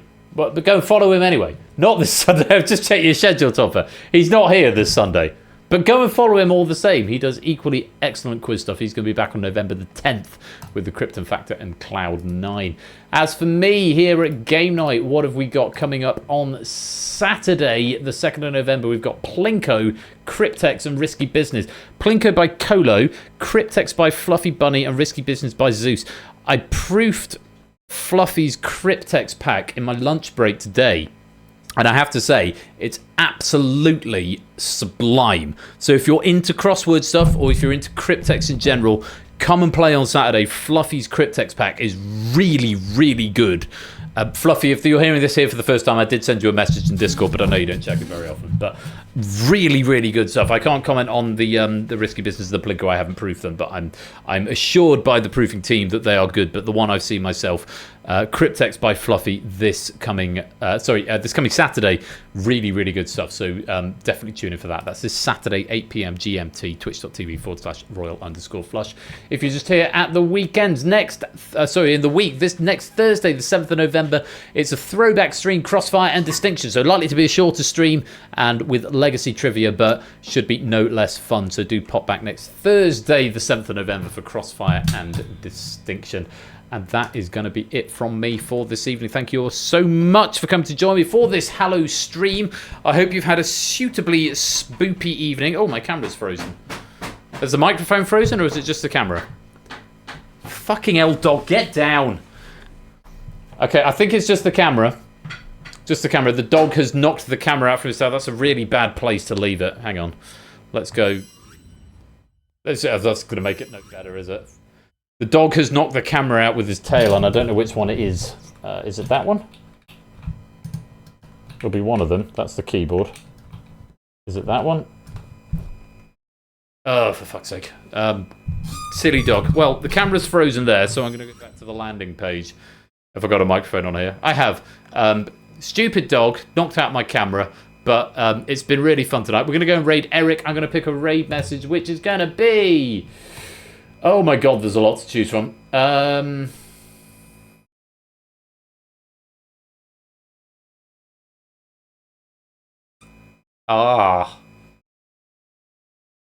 Yes, I agree, Dexter. I think it's going to be Tech Freak's Time to Ectoswing. I enjoyed that. Tech Freak Gamer will give you 100 pennies for that. And we're going to go raid Eric and say time to Ectoswing. Apologies, has the camera fixed itself? No, it hasn't. I've still got my arms in the air. What fun. Thank you all very much for joining me this evening. I'll be back on Saturday with Plinko, Cryptex, and Risky Business. Until then, enjoy the rest of your week. Be splendid and wonderful and marvellous and safe and all, as always. And until next time, take care. Peace out. I'm doing the V's anyway, even though you can't see them. But hey, that's the way it goes. Take care. Peace out. And good night.